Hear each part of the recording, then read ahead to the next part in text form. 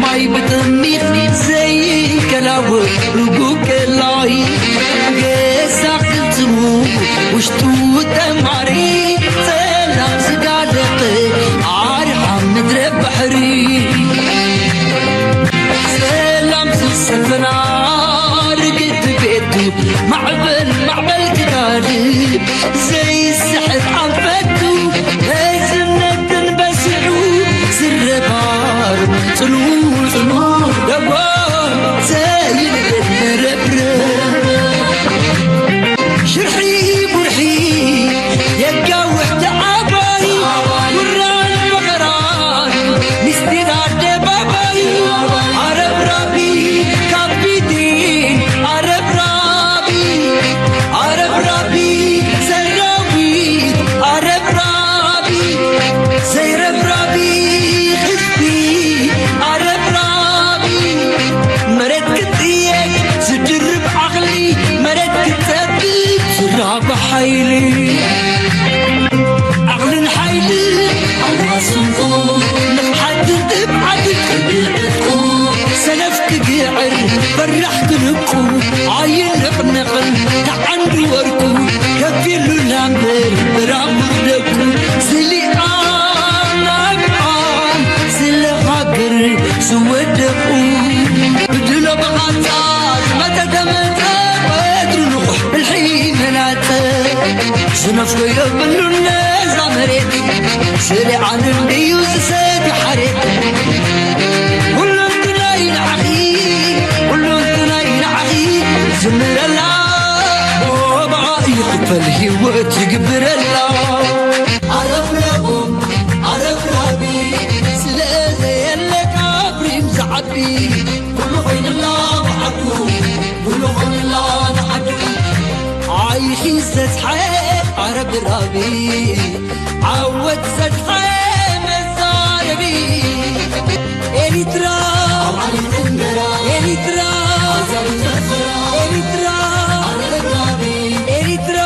زي ربرابي سلام تخطاتلتنا إذا channel كما تكونون تبوكت كونون أي وتر تمنيتان بعجناني ولمون كم وتر واقداسن وانا ونتحسوتات هزنا لكم تسينا لنا سامو داتانا إذا مدام سانات صنحو لايك ناقبركم تو عقداس مدب في اللي بزعبير في عقداس مدب هزنا غريبنا لنا نايلومي سامو داتام سانا نجمر بزي. Where Madeline Rivera has the latest out of the Middle East. Maddie.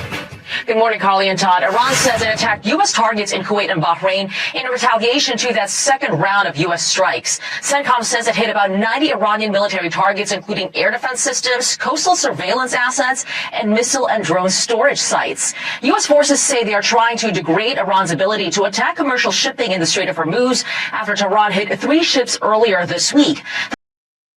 The latest wave of US strikes have targeted piers, railway bridges and other facilities in the south. The attacks were the largest since the two signed a memorandum of understanding aimed at ending the war last month. Tehran says US strikes have killed at least 14 people in the last 2 days. كم تريوا زلهم زقداي زي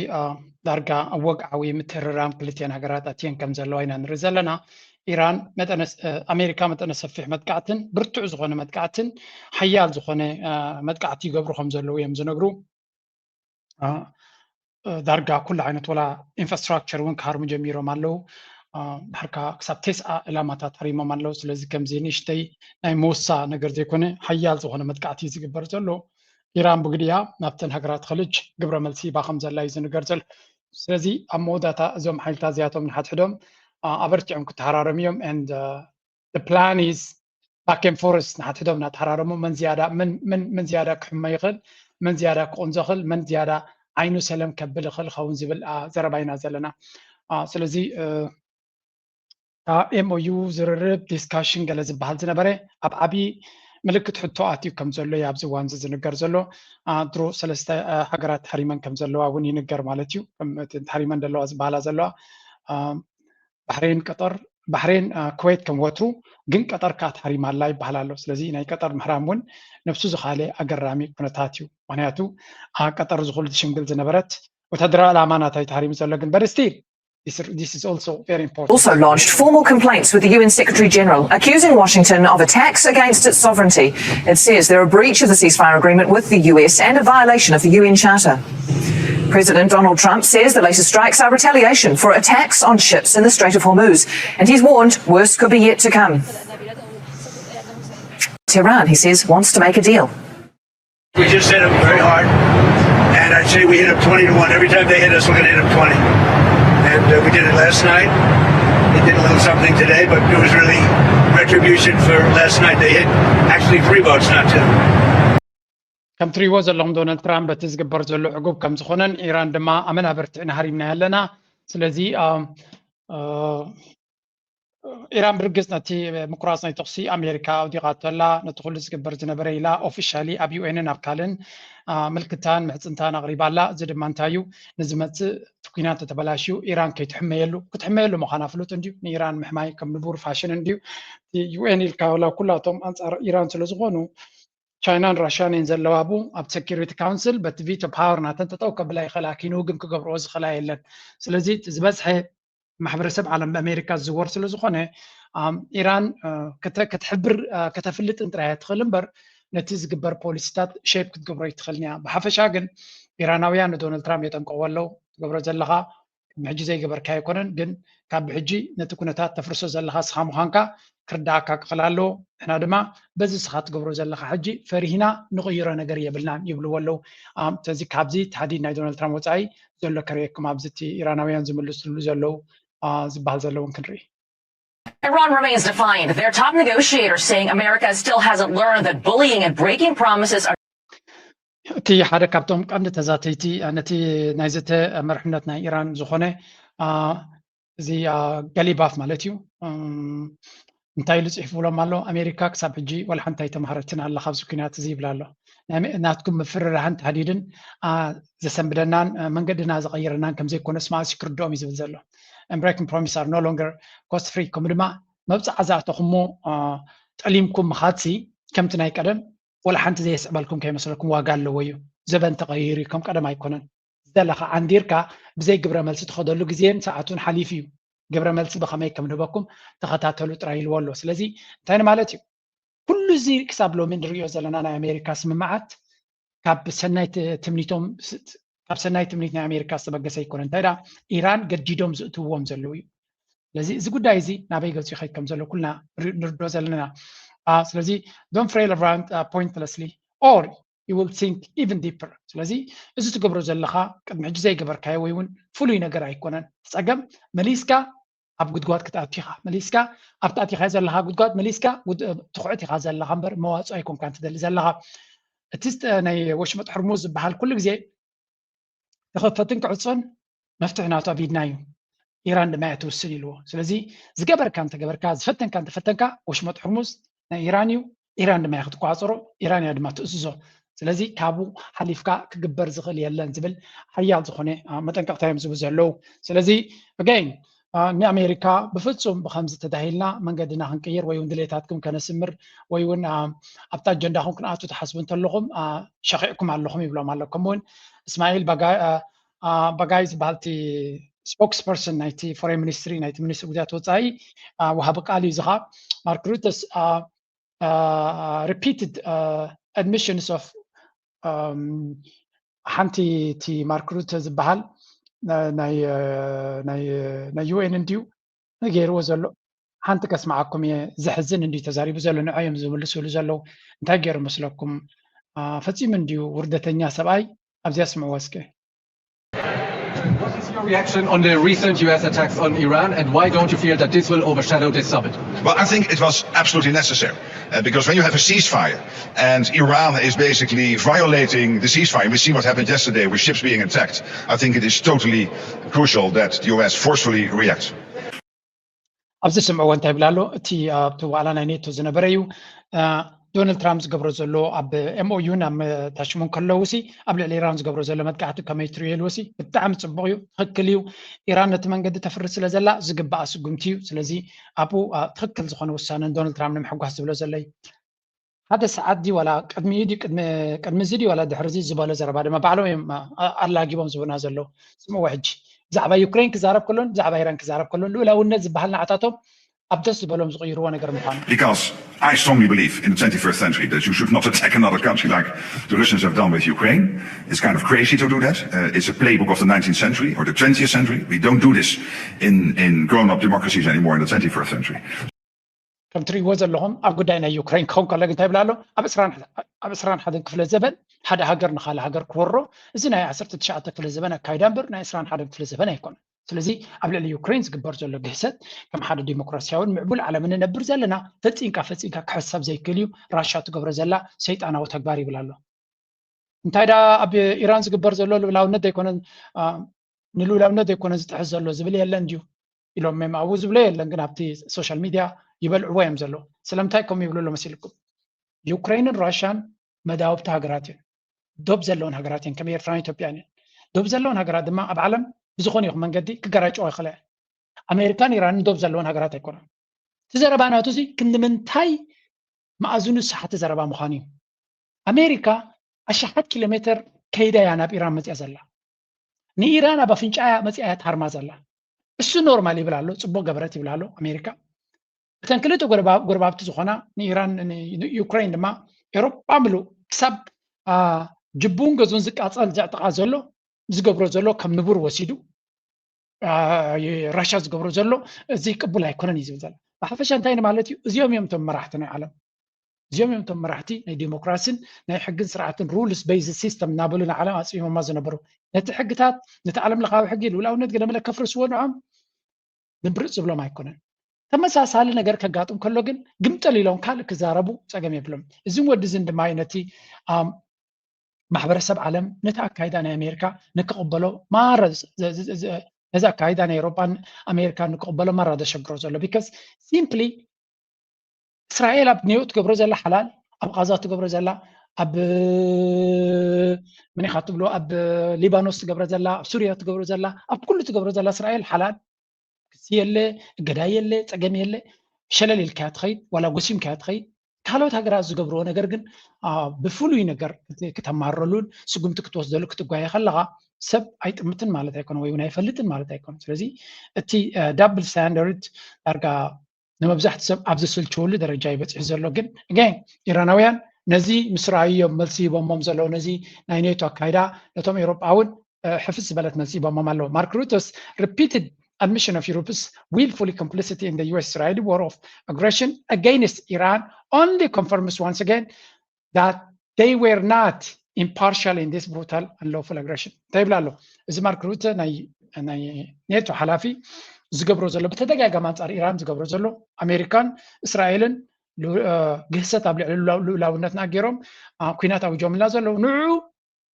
ደገፍትን ኣጣቃዕትን ኣብ ጎኒ ኣሜሪካ ኮይኖም ኣጆኹ ዝብሉ ዘለዉ እምበር ነቲ ጉዳይ ተጠጠው ከብሉ ዝኽእሉ ወይ እውን ዘይተሳተፍቲ ጌርካ ምውሳድ ገበን ኢሉ ኣካል ናይቲ ኩናት ምዃኖም ብተደጋጋሚ በቓላቱ ዘነፅሮ ዘሎ እዩ ስለዚ ነቲ ጀነራል የት Secretary General NATO relentlessly self-congratulation for serving an illegal war of choice doesn't reflect strength. ዝኾነ ንዑ ድማ ይምልሱሉ ለው ታዳይ ደረካዚ ኩሉ ትሽጣራሁም ዝፈሊጥና ያለና ግን እንተዋሓደን ዓለም ከነፍልጦ ንፍትና ኣለና እዮም ዝብሉ ዘለው and this is going to be very very important እናቐፀልና ክንከይድ ከለና ንመለስ ብሓፈሻ እዚ ንሪኦ ዘለና ሕጂ እንታይ እዩ ኩሉ ነገር ወዲቑ ናብ ኩናት ከኣቱ ድዮም what is going to happen how is this going to moving forward እንታይ ክኸውን እቲ ጉዳይ ንዝብል እስከ ነቲ ኩነታት ብቐረባ ዝፈልጥዎ ንርአ ምክንያቱ ኣኺሉ ወዲቱ ጉዳይ ናብ ኣብ ዘይወፅእ ዓዘቕታት እዩ ዘሎ ወይስ there is a chance ኩነታት ተተኽ ክብለሉ ዝኽእል the reigniting conversations and where the conflict is. Sure. I think first let me start off by saying it's important to understand that there were ambiguities deliberately put into the MOU just to be able to get it over the finishing line. And then, hopefully those ambiguities can be clarified in the subsequent negotiations, but this is not an unusual situation. Of course, you have too many of them and then you don't have an agreement and then it's just a Swiss cheese. But on this one, it actually seems like it's a genuine differentiation of interpretation. The paragraph in question is paragraph 5. It essentially says that, the Iranians are responsible, though it doesn't use the word responsible, for making sure that the traffic through the region, through the waterways is safe. The Iranians interpret it saying that they are in charge of the strait and that if any ship wants to go through the straits, whether it's the northern or the southern corridor, they need to coordinate this with the Iranians. And the coordination is very simple. They're not ሕጂ እንታይ ዝብል ዘሎ ኣብቲ ንሪኦ ዘለና ኩነታት ክልተ ሰለስተ ዓይነት ፀገም እዩ ዘሎ ይብል ኣሎ እቲ ዘሎ ፀገም ንሪኦ ዘለና ብሓፈሻ ተሓሒዝና እውን ኣብዚ ክንሪኦ እዚ ኤምኦዩ ክግበር ከሎ ብዙሕ ሓጓፋት ተገይሩሉ ተገዲፉሉ ኢሉ ገሊኡ ደይ መደይ ኢሎም ሓጓፋት ዝገደፍሉ ምንታ ንከፍርስዎ መንገዲ ንክኾኖም ኢሎም ዝገበርዎ ነይሩ ኢሉ ካልእ ድማ ሃንደበት ዘጋጠመ ፀገማት ኣሎ ኢሉ ንኣብነት እዚ ሕጂ ባእስን ምትህራምን ፈጢሩ ዘሎ ደይ መደይ ኢሎም ዝገደፍዎ ክንብል ኣይንኽእል ኢና ኢሉ ምክንያቱ እቲ ጉዳይ እቲ ካበይ ዝመፀ እዩ ዝብል ዘሎ ኣብታ ምዕራፍ 5 ናይቲ ኤምኦዩ ብዛዕባ ምሕደራን ብዛዕባ ምኽፋትን ምሕደራን ናይ ወሽመጥ ሕርሙዝ ኢራን ከተመሓድሮ ከም ዘለዋ እዩ ዝብል ኢሉ እንታይ ማለት እዩ ከተመሓድሮ ማለት እዛ ተመሓድሮ ትብል ዝተፈላለዩ ትርጓሜ ክወሃባ ዝኽእል ጉዳይ ይብል ኣሎ ኢራን ንሕና ብዝበልናዮ ትእዛዝ ብናትና መምርሕን ብናትና መንገድን ጥራይ ክኸዩ ዘለዎ እዮም ዝብሉ ዘሎ ኣሜሪካ ድማ ኖኖ ከምቱ ቀደም ዝነበሮ ጥራይ ኢራን ነቲ ፈንጂ ወዲ ፈንጂ እያ ክትከታተል ዘለዋ እምበር እተን መራኸቢን ይኸዳ ኢራን ኣይኮነን ክትእዝዝ ዘለዋ ዝብል ዘረባ እዩ ቁርብትለይ ማለት ናይ ዘይምርዳእ መንፈስ ኣይመስልኒ እቲ ዕላማ ነቲ ዝነበረ ኩነታት ኣምሲልካ ክትቅይረሉ ትኽእል መንገዲ ወይ እውን ነቲ ምክንያት ተጠቒምካ ንኢራን ንከተዳኽም ኣፍ ደገ ክኸፍተልካ ዝኽእል መንገዲ ክትገብሮ እዩ ስለዚ ከም ንሪኦ ዘለና እዚ ጉዳይ እዚ ብገይሩ ዲ ኩዳእ ፀኒሖም ድዮም ክዕርይዎ ብክልተ መንገዲ ክንሪኦ ኢና ግን ስቲል እስራኤል ብግዲኣ ብዙሕ ነገር ተፍርሳላ እቲ ጉዳይ ንኸይቅፅል እዩ ዝበሃል ዘሎ ንኩሉ ንሪኦ ዘለና ቀሊል ኩነታት ከም ዘይኮነ እዩ ዝነግር ዘሎ ትርታ ፓርሲ ሓደ ካብቶም ነዚ ኩነታት ብቐረባ ዝከታተሉ እዩ There's just a notification that they're transiting through this. And this is a temporary solution until there's a final agreement. The US interpretation and the interpretation of many of the GCC states, including those that are actually quite close to Iran, is that it is not saying that Iran alone should be doing this, that Iran does not control the strait, that there is a southern corridor and that's where it goes through Omani waters.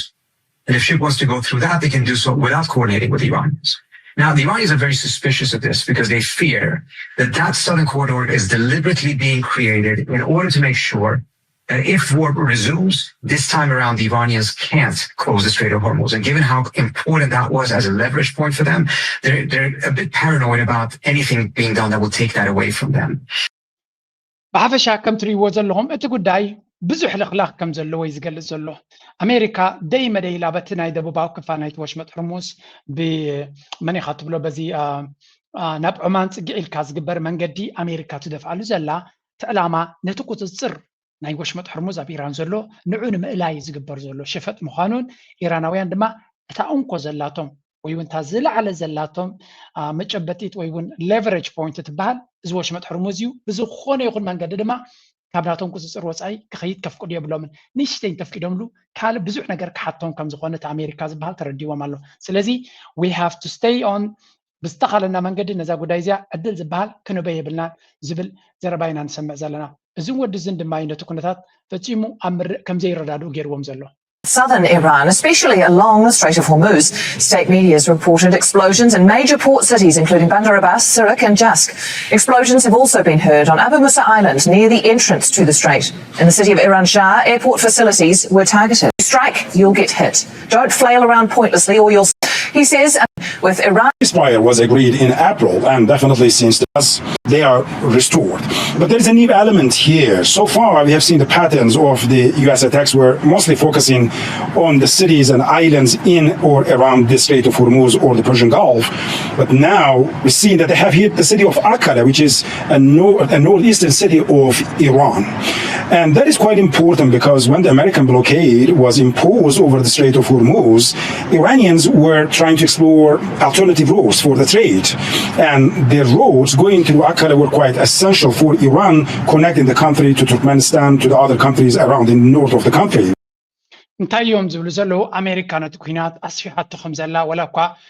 ቀጻሊ እቲ ተፃበኦታት ኣብቲ ከባቢ ወሽመጥ ሕርሙዝ እንተነበረ ኣብ ሕርሙዝ ከባቢ ጥራይ ዝግበር መጥቃዕታት ተነበረ ኣብዚ እዋን እዚ ግን ኣሜሪካ ኣስፊሓ ካብቲ ዕፅዋ ናይ ኣሜሪካ ንምህዳም ወይ እውን ንምሽካዕ ኢራን ትጥቀመሎም ዝነበረት መስመራት ዝበልዎም ቢንቶታት ይኹን ካልኦት እውን ምህራም ጀሚሮም ከም ዘለዉ እዚ ድማ እንታይ እዩ ምናልባት ናብ ኩናት ተመሊሶም ንኢራን መዋፅኦ ናቶም ዝነበረ ዝረኣይዎ ንዑ ኣፍሪስካ ሽግር ንምፍጣር ዝግበር ዘሎ ፈተነ እዮም ዝብሉ ዘሎ ኩሉ እዚ ንሪኦ ዘለና ድማ ሓደ ክነናቱ ዕላማታት ክሓርም ነቲ ዘሎ ኤምኦዩ ዳርጋ መፀበይ ግዜ ከም ዝተጠቀሙሉ ክልቲኦም ሓይልታት እዮም ዝንገር ዘሎ توم فوكس ميديا اوريدي نز كليرلي زاربلو كمزي كون زلو دونالد ترامب أبرتعي تراي كحرم زلو تسيمو عدل كبيا بلون يمزولو زلو. Chuck DeVore is a retired Army intelligence officer, and he joins us right now. Chuck, thank you for joining us. So, first of all, tell us about these strikes that President Trump has launched and how effective they are. So, Charlie, these strikes were aimed at Iran's ability to close the strait, to harass shipping in the strait. It's also important to understand that this was not a proportionate response. It was a disproportionate response, as it should be. We really knocked the Iranian capability back. Now, we didn't completely eliminate it, but it'll make it a lot easier and a lot safer for the U.S. Navy to escort ships through the Strait of Hormuz. So why is it so difficult to just eliminate their ability to do anything along the Strait of Hormuz? እንታይ ዝብሎ ዘሎ ክልተ ሕቶታት እዮም ኣብዚ ሓደ ከመይ ትመጥቃዕቲ ውፅኢታውነት ናቱ ከመይ ዘሎ ምስቲ ኢራን ትገብሮ ዘላ ግህሰታት ዝበሃል ዘሎ ዝመጣጠን ግብረ መልሲ ድያ ትብደላ ኣሜሪካ ኢልዎስ ኖ ካብቲ ኢራን ጌራቶ ዝበሃል ዘሎ መራኽብ ናይ መስመር ናይ ንግዲ ዝጠሓሳ ትእዛዝ ዝጠሓሳ ሃሪማተን ዝተባሃለ ከምኡ ምስኡ ዝመጣጠን ግብረ መልሲ ኮነት ኣሜሪካ ትብዘላ ኣሜሪካ መጠነ ሰፊሕ መጥቃዕቲ እያ ጌራ ዘላ ይብላሎ እዚ ድማ እቲ ዝግበር ኢራን ዝኾነ ይኹን ተጥሒሳ ኣሜሪካ ማዕቀኑ ዘይኮነሲ ሓያል ዝኾነ ግብረ መልሲ ክትባለዋ እዩ ዝብል ዘሎ እዛ ካልኣይቲ ዝሓቶ ዘሎ ግን ረእይዎ እዚ ሕጂ ትገብሮ ዘላ መጥቃዕትታት ይኹን ብተደጋጋሚ ዘጋጥም ዘሎ ስለምንታይ ኣሜሪካ ንኢራን መስመር ከተትሕዛ ዘይከኣለት ስለምንታይ እዚ ኩሉ መጥቃዕቲ ንኢራን ሲ ሰጥ ከብሎም ዘይከኣለ ይብሎ ኣሎ Well, it's a very large area geographically. Iran is a large country, and presumably the Iranians have radar units and mobile missile units and other stores that are not only buried in underground complexes, but are located in other parts of Iran that they can eventually filter back into the region. Now, I think another huge thing, though, is the dog that didn't bark. Noticeably absent were missiles coming from Iran to Israel. Noticeably absent. ሰንታዩ ዝብል ዘሎ ብሓፈሻ ትዘረባናቶም ነገራት ምስትውዓል እውን ዘድልየ እዩ መጀመርያ ንኢራን ስነ ስርዓት ከነትሕዛ ዓባይ ሃገር እያ ኢሉ ኣብ ብዙሕ ቦታታት ብዙሓት ፅዋራት ኣለዋ ስለዚ ዝሓረምካ እንተሓረምካ እቲ ስትራቴጂክ ዴፕስ ዝበሃል ኣለዎ ቀልጢፍካ ከተዳኽሞ ትኽእል ወይ እውን ክትውድኦ ትኽእል ሃገር ኣይኮነን ይብል ኣሎ ስለዚ ብዙሕ ዓቕሚ ስለ ዘለዎም ካብትን ናብትን እናንቀሳቐሱ ንኩሉ ክትውድኦ ይትኽእል ኢኻ ዋላ እውን እቲ ጂኦግራፊካዊ ቦታ እውን ኣዝዩ ብዙሕ እዩ ብደዳብ ብቦምባታት ንኩሉ ቦታታት ክድምስሶ ትኽእል ኣይኮነን ይብል ኣሎ ወይ እውን ኣብ ሓፂር ግዜ ክግበር ዝኽእል ነገር ኣይኮነን ይብል ኣሎ ካብ ቀፂሉ ግን ሓደ ነገር ግን ተስተውዕል ኣለኻ ኢልዎ ንሕና ንኢራን ክንሃርማ ከለና ሲ ካብ ሕዝብላ ናብ እስራኤል ዝግበር ተኽሲ ጠጠው ኢሉ ርኢኻ ኢኻ ሕቲ እውን ምንቅስቃስ ይገብር የለን ስለዚ ንበይና ንኢራን ጥራይና ኮርነር ጌርና ንሃርማ ዘለና ቴምኦዩ ጌርና እቶም ምስኣ ዝነበሩ ሓይልታት ከምዚ ይንቀሳቐሱ ጌርና የምና ይብል ኣሎ ገይም ከምዚ ኣሽኪዕናያ ኣለና ንምባል እዩ ያ እዚ ኢራናውያን ኣይፈልጥዎን እዮም ማለት እዩ ኢራናውያን ነቲ ዝኣተዎ ቃል ከተግብሩ ይፍትኑ ኣለዉ ሕጂ ግን እቲ ዝነበረ ሙሉእ ክሮስ እናገበረ ወይ መፁ ስለ ዘሎ ኤቭሪ ዴይ ሓደ ነገር ሕማቕ ነገር እናሰማዕና ክንከይድ ኢና ስለዚ እቲ መጥቃዕትታት ቦግን ኢራን ትገብሮ ዘለና ብቶም ካልኦት ሃገራት እናበርትዐን እናበዝሐን ይኸይድ ከም ዘሎን መሊሰን ነተን ሃገራት ኸልጅ ድማ ኣበርቲዓ መጠንቀቕታ ሂባተን ከም ዘላ ምክንያቱ እቲ ነገር ተቐፂሉ ከቢድ ዝኾነ ሓደጋ ኣብ ልዕልየን ክወርድ ከም ዝኽእልን ካብ ብሕጂ ውየን ድየን ፀልየን ነቲ ኩነታት ጠጠው ከብልዎ ክፅዕራ ከም ዘለዎን እዮም ዝነግርዎን ዘለዉ ስለዚ this is going to be very very important moving forward ብኩሉ መንገዲ ክትሪኦ ከለኻ ከቢድ ዝኾነ ውጥሪ ኣብቲ መንጎኦም ኣትዩ ዘሎ Thank you very much. Let's bring in Axel Zaimovic now, who joins us from Doha. Axel, a number of Gulf countries sending out alerts overnight. What's being reported of those incoming threats? Well, that's correct. It was an intense night across the Gulf overnight. For example, here in Qatar, just before 4 in the morning, a resident received a text message on their mobile phones, and that message instructed people to stay indoors, to stay away from windows because of imminent threat. And also, this, I would just... it's just when it comes about these attacks, we're also hearing from Qatar's officials here, they're saying that there's been imminent threat right after those text messages were sent, because indicating that those attacks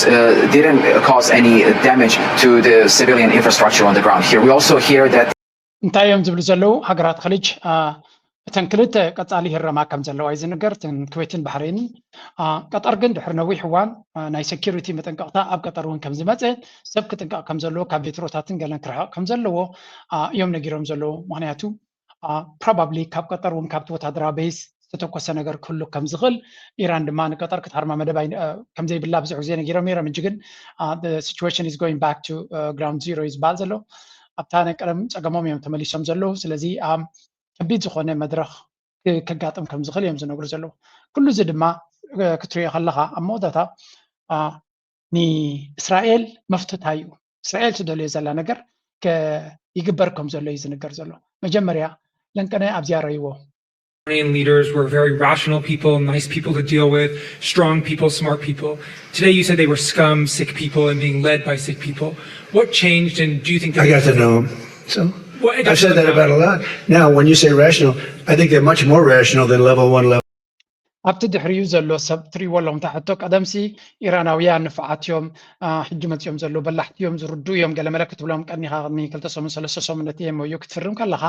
ሕጂ ከዓ ስካም ሰረቕቲ መታለልቲ ለኽባጣት እዮም ትብሎም ኣለኻ እንታይ ስለ ዝተቐየረ ኣብዚ ሓፂር ግዜ ምስ በሎ እቲ ብድሕሪኡ ዘሎ ሚኒስትሪ ጉዳያት ወፃኢ ናይ ኣሜሪካ ዝገብራ ምልክት ራይዋ ቫይራል ኮይና ኣላ እዚኣ ስለዚ እንታይ ዝብሉ ዘሎ ሕጂ ስለ ዝፈለጥኮም እየ ይብላ ኣሎ መብዛሕትኦም ሰባት ግን እንታይ ኢሎሞ ማርኮ ሩቢዮ ብድሕሪት ሚይፅ ዝብል ዘሎ ኩናት ይምለሰሉ ስለ ዘሎ እዩ ኩናት ክምለስ ስለ ዝደሊ ዝነበረ ናይ እስራኤል ኣጀንዳ ስለ ዘለዎ እሱ ዶናልድ ትራምፕ ናብ ኩናት ክምለስ ከሎ ብሓጎስ ተፈንጭሖ ከም ዘሎ እዮም ዝብሉ ዘለዉ ስለዚ again ናብ ኩናት ምምላስ ንዓታቶም ነቲ ናይ እስራኤል ደጋፊ ዝኾነ ዓብይ ሓጎስ ይፈጢሩሎም ዘሎ ዶናልድ ትራምፕ ንእስራኤል ደገፍቲ ናቶም በቃ ካብ ሰዓት ንሰዓት ይወልቕ ዘለቕ ዘብሎም ዘሎ ንቱርኪ F-35 ክሸጠላ ከምኡ ድማ እገዳታት ኩሉ ካልዕለላ ኢልዎም ኣብ ከቢድ ዝኾነ ሓዘን ይእትዎም ነይሩ ሕጂ ድማ ናብ ኢራን ገፁ ደብዳብ ዝጀመረ ድማ ብሓጎስ ከዓ ይስሕቁ ኣለዉ ስለዚ በቃ ካብ ላዕሊ ታሕቲ እናበለ ሃለዋቶም ያጥፍኢሎም ዘሎ እዩ ዝበሃል እዚ ኮይኑ በቲ ግን እዚ ጉዳይ እዚ ቀሊል ከም ዘይኮነ ኢና ንርኢ ዘለና ካብኡ ክልተ ነገራት ክንርኢ ኢና ኣብዚ እንታይ ይብልሎ መሲልኩም ነተንያሁ ክሳዕ ክንደይ ከቢድ መድረኽ ኣብ ቅድሚኡ ይፅበዮ ከም ዘሎ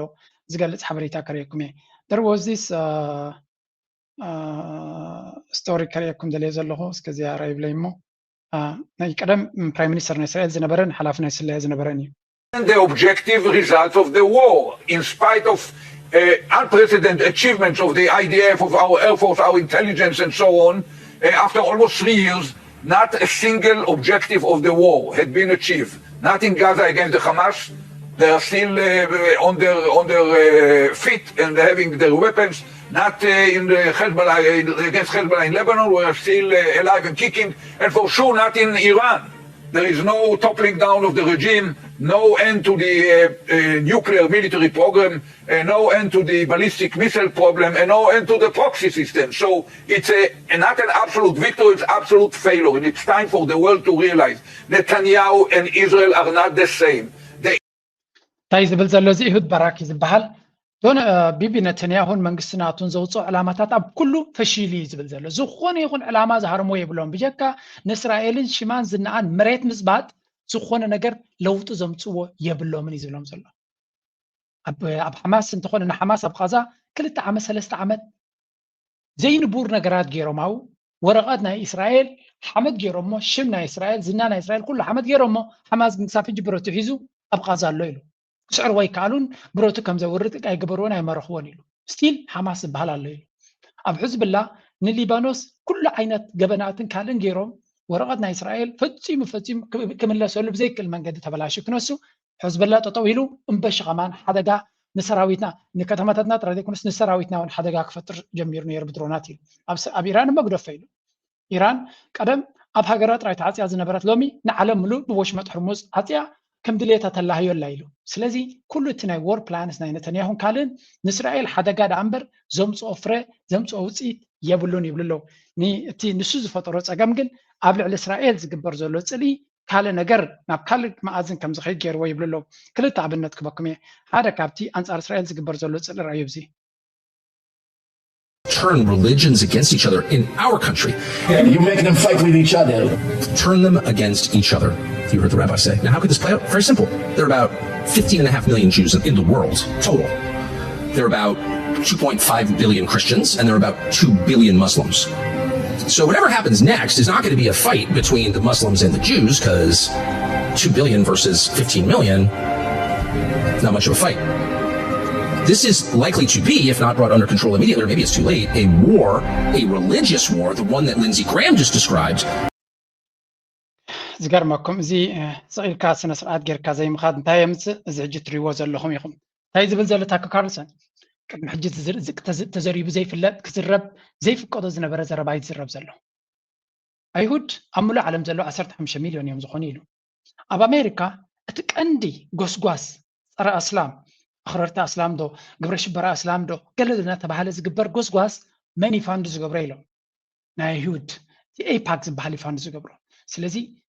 ኣሜሪካውያን ካብ እስላም ንክፈሩ ኣብ ኤሮፓ ፀረ እስላማውን እስላም ከምዚኦም ናበለ ዝኸይድ ፕሮፓጋንዳ ንኣብነት ኣይሲስ ዝበሃል እዚ ቀታሊ ሓራዲ ዝበሃል ፋንድ ናቱ ካበይ ከም ዝተበገሰ ኣሜሪካን እስራኤልን ዘበገስዎ እዩ ሲአይኤን ናይ እስራኤል ሞሳድን ዘበገስዎ እዩ ስለዚ እስላም ንክፅላእ ኣኽረርቲ ባዕሎም ዝሰርሕዎ ግብረ ሽበራ ባዕሎም ዝፍፅምዎ ገይሮም ነቲ ሃይማኖታት ኣብ ከቢድ ዝኾነ ምትፍናኒትዎ ካልኣይ ክርስትና ንክርስቶስ ዝዝንጥል ንክርስትና ዘዳኸም ንክርስትና ሕማቕ ዝገብር እውን መን ይፋንዱ ዝገብሮ ይብሉ ከምኡ ምሳቶም ስለዚ ንክልቲኦም እናቀስቀሱ ንሓድሕዶም እናተባልዑ ክርስቲያንን እስላም እናተባልዑ ንክነብሩ ንሳቶም ግን ኣብ ማዕዶ ኮይኖም እንጆይ ክገብርዎ ልክዕ ከምዚ ረባይ ናቶም ሃይማኖታዊ መራሒ ዝበሎ ንክልቲኦም እናተባልዑ ከም ዝነብሩ ንሕና ድማ ብማዕዶ ኮይና እናተዓዘብና ክንሪኦ ኣለና ዝበሎ ኤግዛክትሊ ስያ ትግበር ዘላ ኢሉ ነቅዒ ዘለና ኢሉ እስላማይ ኣበይናይ ግራት ይመፅእኒ ኢሉ ስዑድያዊ ዝኣክል ፀጋታት ኣብ ስዑድያ ኣለዎ ናብ ኣሜሪካ ክወርር ኢሉ ዝመፀሉ ምክንያት የብሉ this is the point ኢሉ ሃገራት ዓረብ ሃገራት እስላም ሃብታማት እየን ኣቦተን ዝኣክለን ፀጋታት ኣለዎ ንኣሜሪካ ክወርሩ ኢሎም ኣይመፁን እዮም ስለዚ ምስ ኣሜሪካ ዘባእሶም ዘሎ ካልእ ሓይሊ ኣብ ውሽጢ ኣትዩ ዘባእሰና ዘሎ እስራኤል ዝበሃል እምበር ንሕና ምስኣቶም ፀገም የብልናን እምበሽ ብዙሕ ገንዘብ እዮም ኢንቨስት ዝገብሩልና ሶም ረብሓታት ዝፈጥሩና ኢሉ ስለዚ እቲ ቀንዲ ምንጭ ናይ ባእስና ዝኾነ መን ምዃኑ ፈሊጥና ንዑ ኢና ታክል ክንገብር ዘለና ይብሎም ኣሎ ዘረባ እዚ ኣብ ከቢድ ዘረባ እዩ ከቢድ ዘረባ ብቐሊሉ ክስገር ዝኽእል ዘረባ ኣይኮነን but at the end of the day ነዊሕ እዋን ሓደ ጌም ተተጠቂምካሉ ከምዚያ ገይሮም እዮም ኣብ መወደታ ክፈድሑኻ ዝጅምሩ because people will learn you cannot cheat all the time ንኩሉ ግዜ እናሽካዕካ እናታለልካ ክትነብር ኣይትኽእልን ኢኻ ጌም ናትካ ክፍለጥ እዩ ነቲ ጌም ናትካ ፈሊጦም ድማ ኣፃርካ ክፃወትዎ ክጅምሩ እዮም እዚ ድማ ሓደ ካብኡ ካልኣይ ነተንያሁ ዝገበርዎ ድማ ከሪአኩም እያ ኣብዚ ሓንቲ ጓልያ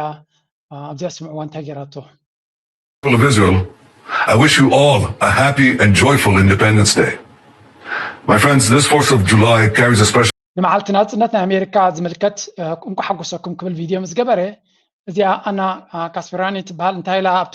ኢንስታግራም ኣብ ኤክስ ፖስት ምስ ገበረ ነቲ ቪድዮ ናቱ ኮሜንት ፅሒፋትሉ ኣሜሪካዊ ስለ ዝኾነት እንታይ ኢላ ፅሒፋትሉ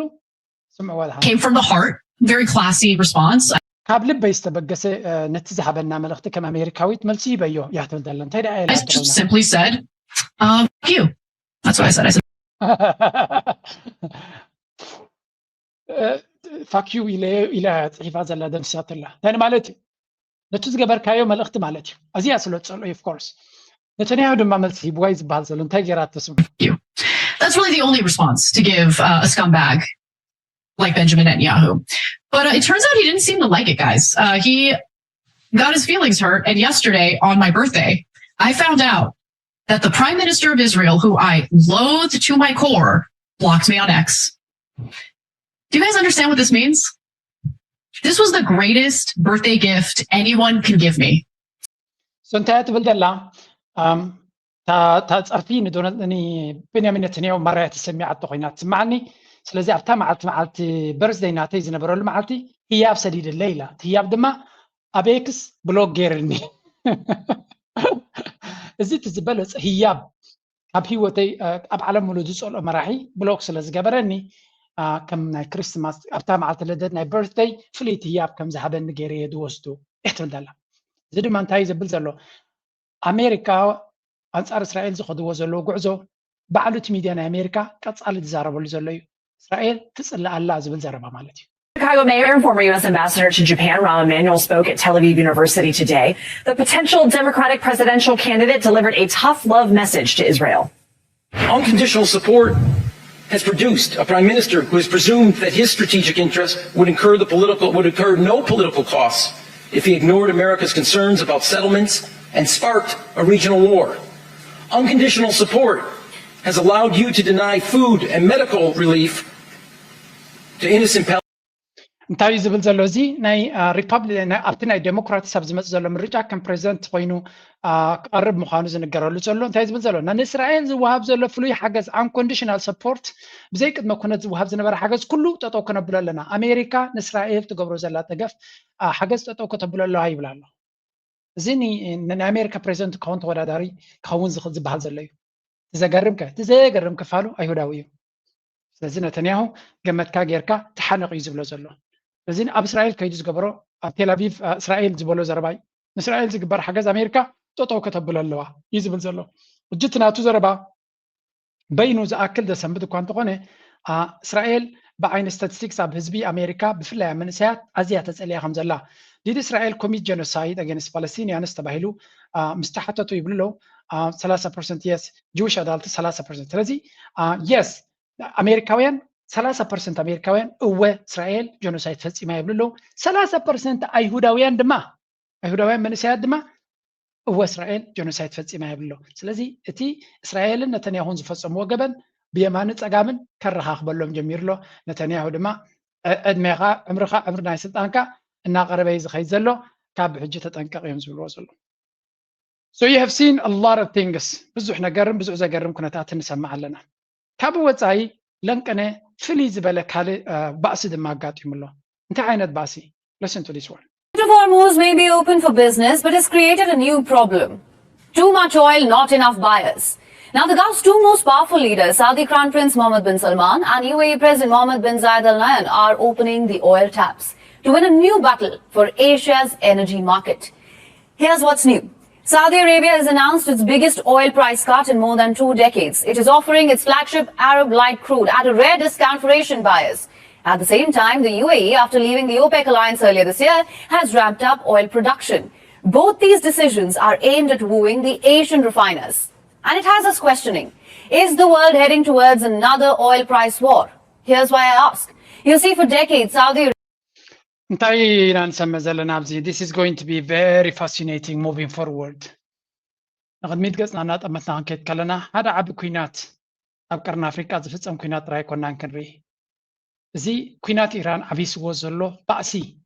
وشت جنزبال عزلو بقهدي نشتي تنفاسنا كويناتنا إيران مستوهبة بأسناتهم بوقع جميرو مرلو سدما واغانا ندادي ديسكاونت بمقبار كل تسبدكوان بهلغ واغانا نبرت أنا يبزا حسرد شيء زي قد سنتاك سارال لأن بمبال سادنا خسات حناني قوم تحت قصم كخدو فتنو خلو ايزي كلت يوم يوم كخسرو قن من زعينتيو إذا قد ايزي كينوز خده مخانقن prove this to you سعود عرب إمارات كتطفو ميلا تبقي سخمزة لا تردي والله محمد بن سلمان تردي والله محمد بن زايد أعمل لأني أنا نداد بزوح شيء خاص بخليه وطبعا هاي نداد ناتي بزوح ابن ندادي مركوسي قال زبل بروباغندا عندي زتكم محمد بن زايد قن انت محمد بن سلمان ناي سعوديا قن كالوت كارتات الله كتك مزخل كالوت كارتات الله and we will see a very ugly war الزيح ما كنات كن خلينا كم زي بتيجي تهاخص زي كنا بغطبها كنت انت تحايزن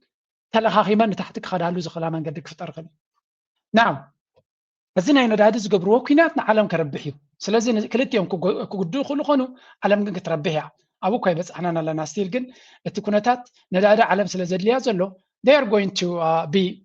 it's okay تناقرسي حد يوم كقدايت حد يوم كربحي تقول تلغا but there is another aspect to this one سادما انتايتا عندك كتاب قلت بالدلا نا إسرائيل ميديا وتسيوالو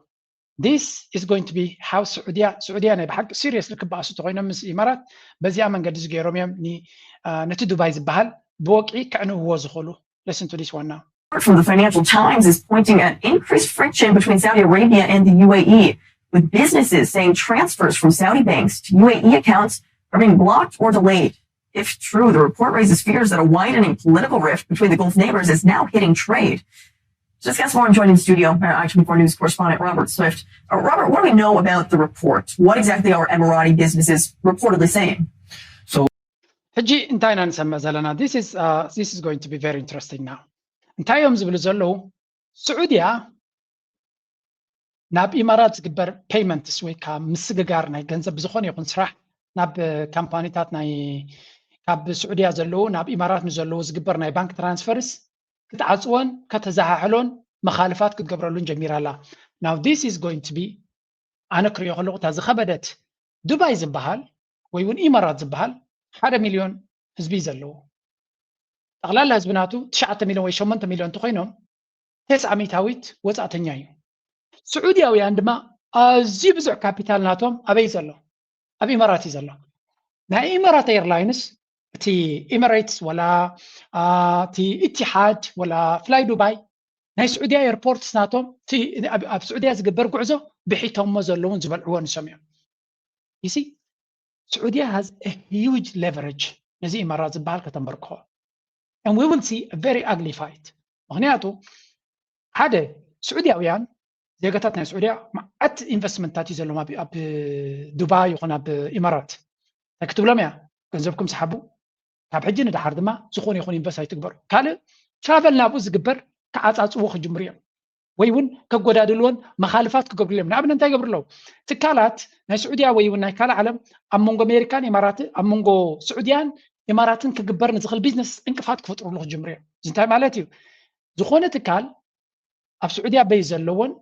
اب امارات بيزلون كمرص كخلالو كلتي بحدك سرح يكلني ስለዚህ سعوديا 35 مليون حزب زلوي تدما 8 مليون ስለዚህ امارات عشان ندحيلك مسعوديا ክትከስሮ ትኽእልኻ سعوديا عشان تهلك ድማ امارات ክትከስሪኻ እዚ እንታይ ክፈጥር እዩ ቀጠር ክኸስብ እዩ ናይ ንኽልትዮም ዘይፈተወ ማዕከላይ ናብ ቀጠር ክመጽእ ክልኾኒ سعوديا ግን ዝያዳ ነቲ ናታ ዕዳጋ ነቲ ዘለዎ ጸጋታት ናብ ኢማራት ትጥቀመሉን ዝነበረት ክሓጽርዎ ክፍትን እዮም ምስ ግዜ ምናልባት ዘገርም ኣይኮነን እኒ سعوديا ናብ فلايت ناي نفرتي ايرلاينز ناي سعودي ناي امارات ناف سعوديا فلايت كلكلنا مالنا تيلم زغرم كون ايكونن سلامتاي اتي امارات زبال سعوديا كمبرك خايلو بزح نغير يغير زلو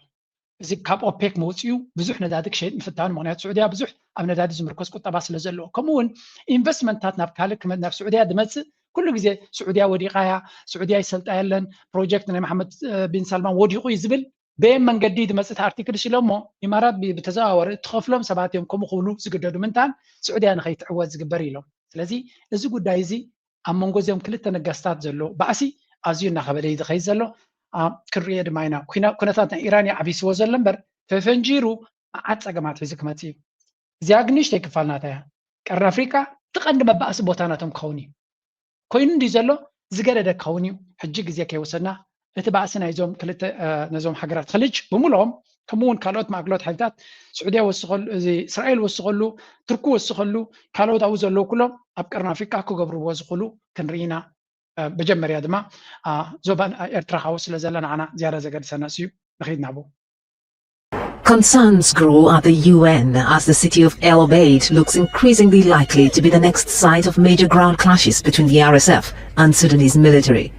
500,000 people are trapped inside the army-held capital of North Kordofan state as the RSF tries to enforce its dominance over the wider Kordofan and Darfur regions. መቸም ኣብዚ ሓለፈ ቅንያት ትዳዕ መሰሪዕ ዝበሃል ብደገፍና ኢማራትን ኢትዮጵያን ኣብዚ አልዑቤድ ዝበሃል ከተማ ሕማቕ ነገር ክፍጽም ከም ዝኽእል ክዝረብን ክፍርሃን ቀኒ እዩ ምናልባት እቲ ዘጋጥም ዝነበረ ኩነታት ካበይ ዝተበገሰ ክኸውን ይኽእል ዝብል ድማ we are witnessing something because ተንቀነ ሰራዊት ሱዳን ናይ ብሓቂ ኣገዳሲ ዓወት እያ መዝጊቡ ዘሎ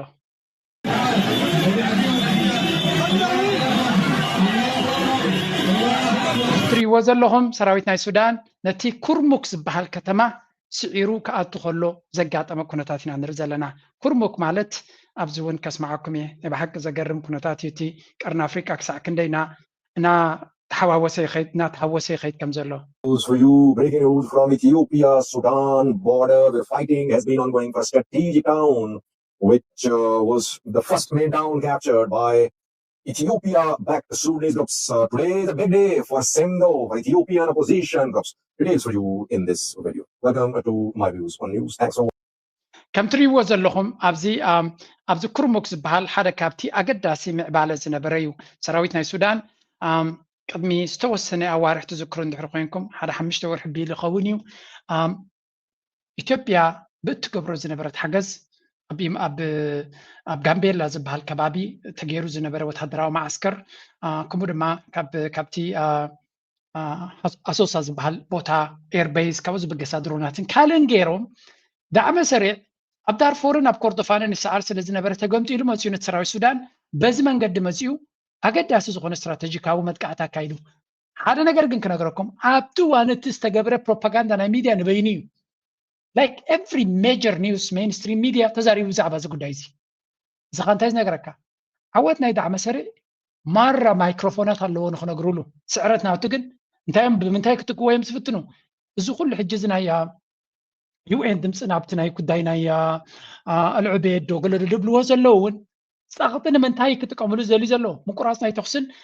ናይ 3 ወርሒ 4 ወርሒ ምቁራፅ ናይ ተኽሲ ክገብሩ ይደልዩ ኣለዉ ኣሜሪካ ድማ ኣብዚ ጉዳይ ዝመራ እያ ትጓየ ዘላ ስለምንታይ 3 ወርሒ ንኢማራት እቲ ኩናት ናይ ኢራን ገለ መዕለብ ረኺቡ ኣብቲ 3 ወርሒ ድማ ኢማራት ብካልእን ኣቢላ ዕሱባት ድያ ገለ ገይራ ነቲ ዳዕመ ሰሪዕ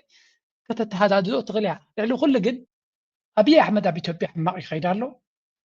ዳዕመ ሰሪዕ ኣብ ሱዳን ሕማቕ ይኸይድ ኣሎ ኢማራት ድማ ንባዕላ ብኩናት ናይ ኢራን ሕማቕ ኣላ ስለዚ ኩሉ እቲ ግንባራት ብሓደ ይፈርሶም ስለ ዘሎ they really want to do something ኣብዚ ነገር እዚ ብኸመይ መንገዲ ነዚ ኩነታት እዚ ከተሃዳድዎ ይኽእሉ ስለዚ እቲ ፈተና ንሪኦ ዘለና ኣብ ኩሉ ነገር ፋሕ እናበሎም ይኸይድ ስለ ዘሎ መን ነዚ ኩነታት እዚ ዝያዳ ክፃወሮ ይኽእል እዩ ከም ንሪኦ ዘለና እዚ ሕጂ ሱዳን ጌራቶ ዘላ ኣገዳሲ ዓወት ንብዙሓት ሰባት ተገረመ እዩ and that's ኣብዚ ናይ ፅምዶ ዓወት እዮም ዝብልዎ ዘለዉ ገለገሊኦም ድማ ስለዚ ኣንቲ ኣቢ ኮሌሽን እቲ ፅምዶ ዝበሃል ኣቢ ኣሕመድ ለንቀነ መቸም ትዝክርዎ ኢኹም ህወሓት ምስ ሻዕብያ ምስ ካልኦት ናይ ደገ ሓይልታት ተዛሪቦም ይመፁን ኣለዉ ከምኡ ድማ ሓኽሊ ፋስን እናበለ ሓኽሊ ኢልኩም ዝሓት ነጌርኩም ናይቲ ነዛ ዕንጀልኑ ዝገለፀት ዘረባ ዝተዛረባ ለንቀነቶም ጭፍራናቱ ድማ የኣይ ከምዚ ዓብይ ታሪካዊ ፍፃመ ገይሮምን እዮም ንዕዮም ክዛረቡ ዝውዕሉ ዘለዉ ልፍ እንደ መጥረቢያ ነው መያዛው እንጨት እንደ ሻዕቢያ ነው ዋና አዛዦች ባለጉዳዮች ሌሎች ናቸው የመጥረቢያ ከም ትሪእዎ ዘለኹም ህወሓት እቲ ፋስዩ እቲ ሻዕብያ ድማ እቲ ሓኽሊ ናይ ፋስ ማለት እዩ ገሊኹም ድማ ለዓት ኢልኩሞ ክኸውን ይኽእል እዩ ተፈላለየ ቦታታት ተፈላለየ ቃል ክጥቀሙ ይኽእሉ እዮም ስለዚ የቐኒየለይ ዝሓገዝኩም ንኸሙ እቶም ካልኦት ሓይልታት ድማ እቶም ኢድ ናይ ሰብ እዮም እቲ ኢድ ሕጂ ግብፂ ክኸውን ይኽእል ካልእ ክኸውን ይኽእል እዩ ዝብል ዘሎ ንፋኖ ክሓልፍ ዘይከኣለስ ተዛሪቦም ክመፁን እዮም ኢሉ በረንበጣዕ ይብላ ኣሎ የግዳስ በረንበጣዕ ዘብሎ ዝነበረ እንታይ ምዃኑ ተረዲእና ኣሎ ኣብዚ እዋን እዚ ንቐፅል ኣብቲያ ናይ ክርሙክ እዛ ናይ ክርሙክ ግንባር ጌታቸው ረዳ ከጉርዓላ ዝቐነየን ዝወዓለን ዝነበራን እያ ምክንያቱ መጀመርያ ኣብዚ ዝተሰዓረ ኩናት ዝተረኣየ ነገር ከርእየኩም ሰራዊት ናይ ሱዳን ንዳዕመ ሰሪዕ ክደፍኦ ከሎ ዝረኸቦ እዩ እዚ ቴክኖሎጂ እዚ ዳዕመ ሰሪዕ ኖርማል ሓይሊ ከይመስለኩም ዳዕመ ሰሪዕ ዝበሃል ኣብዚ ለሚሸው እዩ እንታይ መን እዩ ከም ዝገብሮ ዘሎ ኣብዚ ስምዑ Talk about what he's denying. What is the UAE's interest here in perpetuating the civil war between the Sudanese army and the RSF? And then what about countries like Britain and the United States who are very close to the UAE? እንታይ ላ ተሓታላ ኣብዚ እዛ ጋዜጠኛ ኣብ ወርድ ዝወሰደት እያ ብዛዕባ ናይ ዳዕመ ሰሪዕ ኔትወርክ ድማ ሓደ ኣገዳሲ ዶኩመንታሪ ኣማዕቢላ ቪድዮ ቀዲሓ ናብ ዓለም ዝዘርግሐት እያ ንፍዕቲ ጋዜጠኛ ከመይ ዝበለ ሶፊስቲኬት ዝኾነ ኔትወርክ ከም ዘለዎ እቲ ዳዕመ ሰሪዕ ብፍላይ እቲ ኢማራት ንኸይትተሓዝ ትጥቀመሉ ዘላ መንገዲ ኣዝዩ ረቂቕ ምዃኑ እያ ትነግር ሕጂ ኣብቲ ጉዳይ እቲ ድማ ኢማራት ጥራይ ኮነትን ዘላ ዩኬ ኢድ ኣለዎም ኣሜሪካ ኢድ ኣለዎም እንተወሓዱ ፅቡቕ ዝኾነ ሓበሬታ ኣለዎም ግን ንኢማራት ክቃወምዋ ጠጠው ከብልዋ ድሌት ከም ዘይብሎም እዮም ዝነግሩ ስምዕዋ ሕጂ So the RSF and the UAE vehemently deny the UAE's role in the war, which at this point, is a sort of ridiculous denial. It's really the worst kept secret of the war in Sudan. He is denying what we saw with our own eyes. He is denying what we documented, a year's worth of social media analysis of RSF presence in Libya at training camps, in the desert, at training camps near the capital Benghazi. He's denying a very extensive documentation of the presence of UAE-backed Colombian mercenaries in Libya, in Sudan, traveling through Libya into Sudan's Darfur region. So as I said, he's denying this very extensive network that the UAE has established, including in Libya. And, as you mentioned, the role of the UK or in the US in pressuring, a critical partner of theirs, the UAE, has been very minimal. So there has been very little pressure on the UAE to actually acknowledge their role or to stop the flow. So انتهت بالدلا بتعمي أقدس فيديو إن نرزلنا أبزي it's very very interesting كفوت زخونة مستيريوم كشفوا نزفتن زلويات بل كفوت زخونة نيتورك سفع زخونة نيتورك يزلوهم بزح نجار يزقبر زلو ببزح من جتاد ما استرجاجس نجار نعو كشفن إمارات يكون دعم سريع ركب كم زي بلومن زمدنا كم زي بلومن ببزح من قدي نتكون تاتت أو نمبال كتعملوا زي تخيل زي زقبر زو ليلة بغليلو كرجاجس نزخيل قداي دارجا بتدقاقا ميكل تسلست 4 جزية بروف نزقبر وانا قرد ما نمشفان زخيات زلو قداي مسحاقيو نعون كشفن تتقملو زلا انا يا ابتو قداي تيالخون انا ابو قداي ساتف يالخون نختبل تتقملو زلا امارات يمزول زلو لذي كوينو تريفو بزو قداي زي نزا دوكومنتاري زيا زقربات نسايانيرا سلازي زي كم تريوو زلوم ازيو حيال زخونا نيتورك بزلو ومنقدي نتكوينات تواسب زلا هاجرسي أبتو قدايتي اللهوني لا كتأمنيات فتن زلا but I think فتين كتحب أدخل هيكونن ببزحات من جتات استرجاجتي well documented زخونة بساتلايت إيماجيسن كالن زر كرجاجس وزخالو نجارينا نزارب زلنا سلازيت محبرة سب عالم كنكساقسن سجمتك وسدن سلازي دل زلهم بر كله تزجبر زلو استرجاجس أنا جاريهم زبل زلو سلازي again بعلاتهم كشفن وصلوا زدلين برز قدايزي كشفن زغل نجار سلا زخونة يكونن يعتمد دللا جن ربحك ساب زلوا دما كم تفلتوا دلها نتعادى سليم نتعادى مبال كم نبور زخونة جريا تجلس فاتجازي تانية نزق قدايزي دما مزيع عن تبزراهم هذا أتوق جلسي كاب برخاتها زنبر كاب تشاينا استجازي sophisticated رادارات زلوا مخانوك تفلت لكم دعم سريع مالت نورمال حيلي كونن كم زي نورمال حيل عطوق نعم نتقلق اليوم تايكو قبريهم زفتنو كم زي فانو أبي تبيع زلو ويقول هو حات يكون فانو نهيز بدا قفن أبمونقو هزبو من زلو وحال تاصل زخون بر ولا حانتا عغمية بلوم بس دعم سريع ولا ديرك دعم سريع أزيز ترى أقا مسايلات درونات زلوي استري ولا مدرادرات زي أبرخاتات زلوي لايك زيسي من قصو زي بلو عطوق وجلا كابي كم صيخل دعم زر منجست يبلون تردون له كل اللي يبلون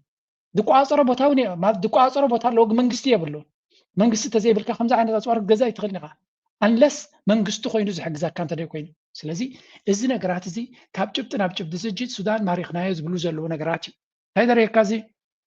زلنا يو كبابي ما بحق حدا جنيا كبابيو إرترا دما زل على تنكاغ خليها 5 خل بزينا نري معناته بزوم حيل تازياتهم حنت جزياب عبد خان دحراتيو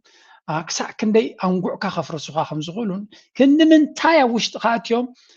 شجر كفترول ك5 خلي خاطري سلازم مستي ملسنا يزخلوا انتهينا لنا بتدقاقا من بلا مالتيو عدنا تزبير ترى أبتع تزخوني يكون كنتات كن كلا خلو زلنايو عدنتنا بتونكو مستيرنا عوتنا يبزنتها بلا لوزي UAE Iran financing of Iran regime is a fact now. Well, financing Iran, I don't understand Iran regime. UAE's financing of Iran regime is a fact now well known worldwide. Beyond this, it has been repeatedly proven with hard evidence over the last 3 years in the UAE has been procuring millions of dollars worth of UAVs and weapon systems from the Chinese Communist regime to the RSF. ترديو انتهي زبل زربالو دونالد ترامب كزربات سمعنا يوم أبتحت قدا خلا إيران تونس إيران قدا خلو فاينانس ناتو بدبي زنك أساس نيرو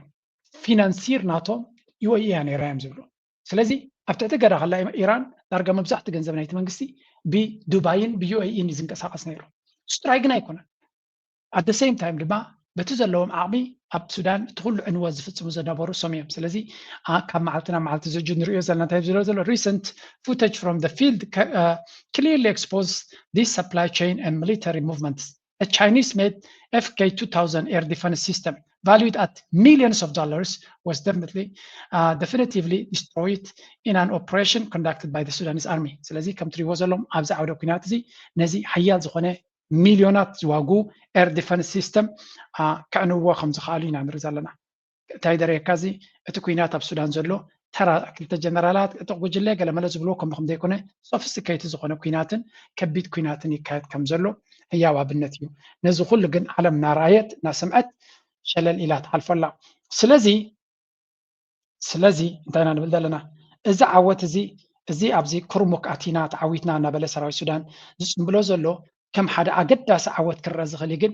نمود تعود جن كتب لي تخلني خيام زبلو زلو معناته ينفنو حجون كال منقد كال بلان كال استراتيجيك فتن كم زخل إنا نرزا لنا سلازي قداينا السودان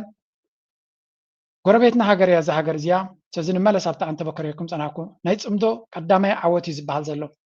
مجمريا حارة تقراواي زبالو كريكم يا بزيك كانت حازو سلازلو محجي تي جيتاتشو ردا زبال بتتقاقامي أبي أحمد يخون جيتاتشو ردا انتاي كبلو تسميهم سراويت نايت تقراي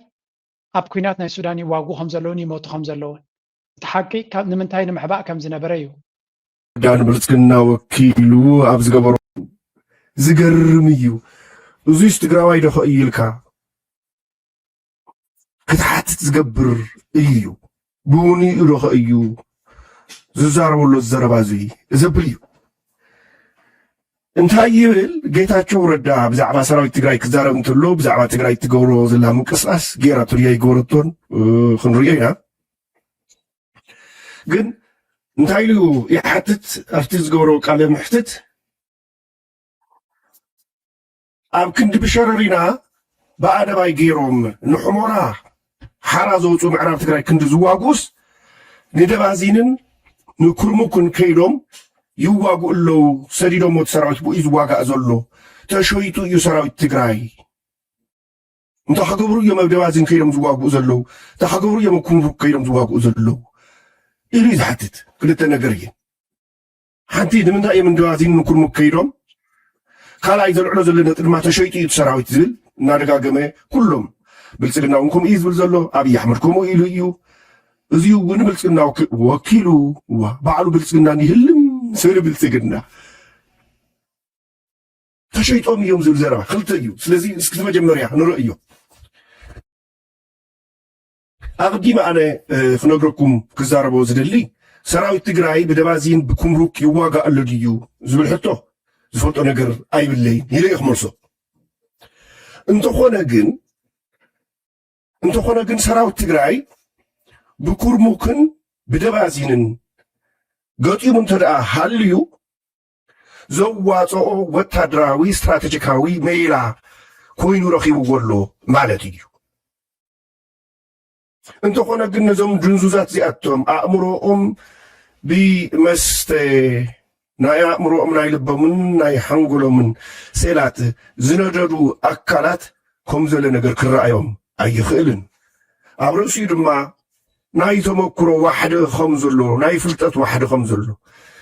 ناي لامبن ناي ولا قلتفكا وقوش مسبل كان اشتيون وحط بيلكا تمس خفتو تراموز دحر قلتفكا بستفرالي قانقوا ناي مزراف كእለትሎ بقعت يلن بسلت يلن انديبካ ዝተረዳእካዮ زحسكاዮ امر فلت حجي እዚ ዘረባ እዚ ካብ ተጋሩ እውን ክንሰምዖ ስለ ዝደለና ኢና ስኢልካ ደምዳሚ ዘረባ ዝያዳ ተጋሩ ነዚ ኩነታት ብኸመይ ይርእይዎ ኣለዉ ምርዳእ ኣገዳሲ እዩ ሕጂ ኣብዚ እዚ ናይ ክምሩክ ዝበሃል ዘሎ ቦታ መጀመርያ እቲ ካርታ ራይዎ እቲ ካርታ እንታይ መብርሂ ይህበካ ተጋሩ ምዕራብ ትግራይ ወይ እውን እቲ ሕመራ ዶጎል ወልቃይ ዝበሃል ቦታታት ኣበይ ዘሎ ኣብ ዶብ ናይ ኤርትራን ኣምሓራ ትግራይ ኤርትራ ሱዳን ኣብቲ ዶብ እቲ ዘሎ